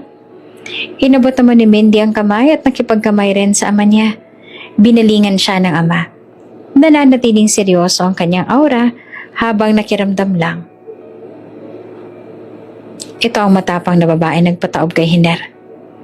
Tila ngayon pa lang, ay gusto kong pakasalan mo na ito kaagad, anak. Ani ng kanyang ama. Nagulat siya at kaagad na naglaro ang mga paru-paro sa kanyang tiyan. Hindi niya lubos maisip na dahil lang sa nalaman nito tungkol kay Mendy, ay aaprobahan kaagad nito ang gusto niya. Binitawan ng ama ang kamay ni Mendy at tumingala sa malaking painting na nasa ibabaw ng malaking silid. Ang family picture nila. Nandoon siya at ang kanyang ina na nakaupo sa single chair, habang nasa likod naman ng kanyang ama katabi niya. Katulad ni Mendy ay malamig na ekspresyon din ang kanyang ina. Napaisip siya. Ito bang dahilan kaya inaprobahan nito ang babae para sa kanya? Ilang saglit silang nag-usap hanggang sa nagdesisyon ng ama na hayaan na silang makaalis. Gaan at kaluwagan ang naramdaman nilang dalawa matapos makalabas sa malaking mansyon ng chairman. Si Ethan ay kaagad na bumaba ng sasakyan upang salubungin silang dalawa. Ang tagal niyo, reklamo nito. Sakala nagbitiw ng magaang ngiti si Mendy. Nababasag ang kalamigan sa mukha ni Mendy. Sa oras na si Ethan ang kaharap, nagiging magaan ang aura nito at tila hindi mo na ito makikilala pa. Malamig ang hangin sa dalampasigan. Ang mabining hanging pandagat ay gumugulo sa buhok ng kanyang bride. Si Mendy ay naglalakad sa gitna ng nagsisilbing aisle na buhangin. Nagkalat ang mga rose petals sa buhangin at nasa gilid ang rosas na dekorasyon. Tila aabot pa sa tenga niya ang ngiti niya ngayong nakita na ang maganda niyang bride. Heto na ito at ito na nga ang araw upang tuldukan na nila ang lahat. Magiging isa na sila at hindi na maghihiwalay pa. I do. Isa sa pinakamagandang giniya na narinig niya matapos magtanong ang pari kay Mendy. Sinagot niya iyon ng madamdaming I do na nagtapos sa halik at sigawan ng mga kakilala nila. Nagsaboy ng mga bulaklak ang mga tao at masayang umalis sila roon kasabay ng mga bisita upang magtungo sa venue. Maingay ang venue at puro kantsawan at sigawan ang pumuno sa paligid. Pumayag sila sa palaro at tradisyonal na money dance. Hindi nagpatalo ang lahat ng bisita sa paglalagay ng pera sa mga damit nila. Hanggang sa nagbagsak ng tseke na may laman, 1 million ang isang lalaking payatot at pandak. Umangat ang kilay niya nang makitang binitiwan siya ni Mindy upang isayaw ang lalaking yon. Bakas ang question sa mga mata niya nang tiningnan ng asawa. Talagang binitiwan siya nito para sa payatot na yon? Nang gagalaiti siya. Kakatapos lang nilang ikasal tapos harap-harapan siya nitong pinagtaksilan. Dahil lang sa payatot na lalaking yon. Iritadong naupo siya sa tabi at pinagmasa ng dalawa, kating-kati na siyang paghiwalayin ng dalawa. Kung legal mang manapak sa resepsyon ng bisita, ay baka kanina niya pang ginawa. Uunahin niyang butot balat na ito. Umangat ang kilay niya nang makitang nakikipagtawanan pa si Mindy sa lalaking yon. Samantalang sa kanyang parating seryosong mukha nito at animoy dragon na mga ngain ng tao. Sa kabilang banta ay muntik na mahampas ni Mindy ang kaibigan niyang si Jorex. Di naman ako babalian ng asawa mo yan, di ba? Parang kanina pa gustong manapak nung inagaw kita sa kanya. Nagsisituloy akong ininis ko siya. Nito nabubulong-bulong lang sa kanya. Napangisip pa siya. Ang perang nilagay nito sa damit niya ay joke lang. Hindi naman totoong magbibigay ito ng milyon. Masyadong kuripot itong si Jorex para gawin yon. Ginawa lang nito iyon upang testingin ang pasensya ng asawa niya. Heto ang napala ng lalaki. Kita niya ang pagsisisi sa mukha ni Jorex ngayong minu-minuto na itong nakakatanggap ng mga nakamamatay na tingin mula kay Austin. Ilang saglit pa ay lumapit si Austin at sabay silang bumaling ni Jorex dito. Pare, ikaw pala. Patawa-tawa pa si Jorex. At imbes na ngumiti si Jorex ay binigyan nito ng nakamamatay na tingin ni Austin. Animoy papatay na si Jorex sa uri ng mga tingin nito. Kukunin ko ng asawa ko. Anim to na animoy inagawan at kukunin ulit ang inagaw rito. Napakamot sa batok si Jorex at inilahad siya kay Austin. Sure! Sige, Mindy, congratulations! Happy honeymoon! Tsaka sumibat ang kaibigan na animoy sinalaban ng puwet. Sino ba yung butot balat na yon? Intro pa lang ni Austin, alam niya nang eretado ito. Kaibigan ko yon, si Jorex. Ani ang natatawa, tinawag ng asawa sa kaibigan niya. Bigla na lang nitong kinuha ang cheque na dinikit ng kaibigan niya sa gown niya. Tapos, nilagay ito sa palad niya. Kaya kong higitan yan. Susoli natin yan sa kanya. Bibili niya na lang ng pampatabang perang yan. Nito. Napahagalpak siya ng tawa. Doon natigilan si Austin. First time nitong nakita siyang tumatawa ng ganon. Nakakatawa naman kasi talaga ang sinabi nito. Nakatitig lang ito sa kanya hanggang sa tumigil siya sa pagtawa. Tila manghang-mangha pa rin ito habang nakatitig sa kanya. Tumigil ka nga. Yung lalaki yun, kaibigan ko lang yun. Tsaka, malaking utang na loob natin doon. Siya yung hacker na nakadiskubre sa mga illegal business ng pamilya ni Catherine. O hindi dahil sa kanya, hanggang ngayon nakatali ka pa rin kay Catherine at baka hindi tayo na ikasal ngayon. Napanganga si Austin. Hindi rin ito inasahan ng mga sinabi niya. Yung tutubi na yon? Bulalas ni Austin. Sabay turo kung saan dumaan si Jorex. Jorex, hindi tutubi. Pagtatama niya. Kinabig siya ng asawa at idinikit sa dibdib nito. Di ko pa rin siya mapapatawad. Hinawakan ka niya sa bewang. Dito sa kamay. Tapos nagtatawanan pa kayo kanina. Reklamo nito na animoy bata. Napangisi na lang siya at umiling-iling. Niyakap niya ang asawa upang tumigil na ito sa kakaselos. Seloso at isip bata kapag kasama niya si Austin. Habang magkasama sila, ay unti-unti nitong nilalabas ang totoong kulay nito. Mga ugaling siya lang nakakakita. May mga bagay na eksklusibo ang para lang sa kanilang dalawa. Magkaiba ang characteristics nilang dalawa pero tila patuloy pa rin silang nilalapit sa isa't isa. Maraming flaws pero sinasabayan lang nila at hindi sumasalungat. Tinatanaw niya ang anak nilang dalawa, si Ethan. Kasayaw naman nito ang babaeng kalaro nito kanina. Gumagaya-gaya ang dalawa sa mga may edad na sumasayaw sa dance floor. Bakas ang kainosentehan sa mga mata habang ine-enjoy ang kabataan. Walang sinasayang na oras upang malungkot. Walang pinapalampas na pagkakataon para sumaya at ikulong ang sarili sa dilim. Sa tingin mo ba? Bagay naman sila paglaki nila, di ba? Biglang nagsalita si Austin. Nakatingin din pala ito sa anak nila at sa babaeng kasama ng anak nila. Bata pang anak mo. Unahin niyo munang pag-aaral. Aniya at sumimangot. Ngayong opisyal niya ng anak si Ethan ay gagawin niya ang lahat upang ibigay ang mga bagay na hindi nito nakuha mula sa ina nito.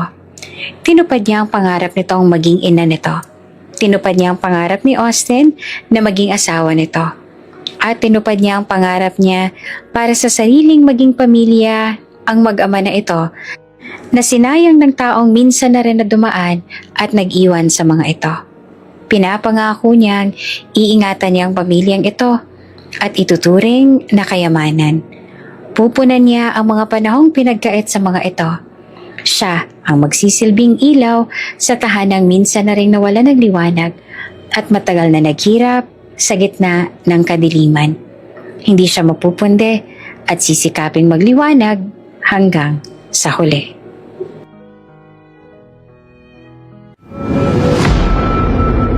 Kung bago ka pa lang sa channel na ito, Ate Jane TV, huwag kalimutang pindutin ang notification bell and subscribe button. Sana po hindi naman malaking abala sa inyo ang pagpindot ng subscribe button dahil ang kapalit po nito ay ang pagsuporta para makapag-produce ng mga libreng stories sa mga channels ni Ate Jane. Maraming salamat! Nagulat si Austin nang mapagtanto kung sino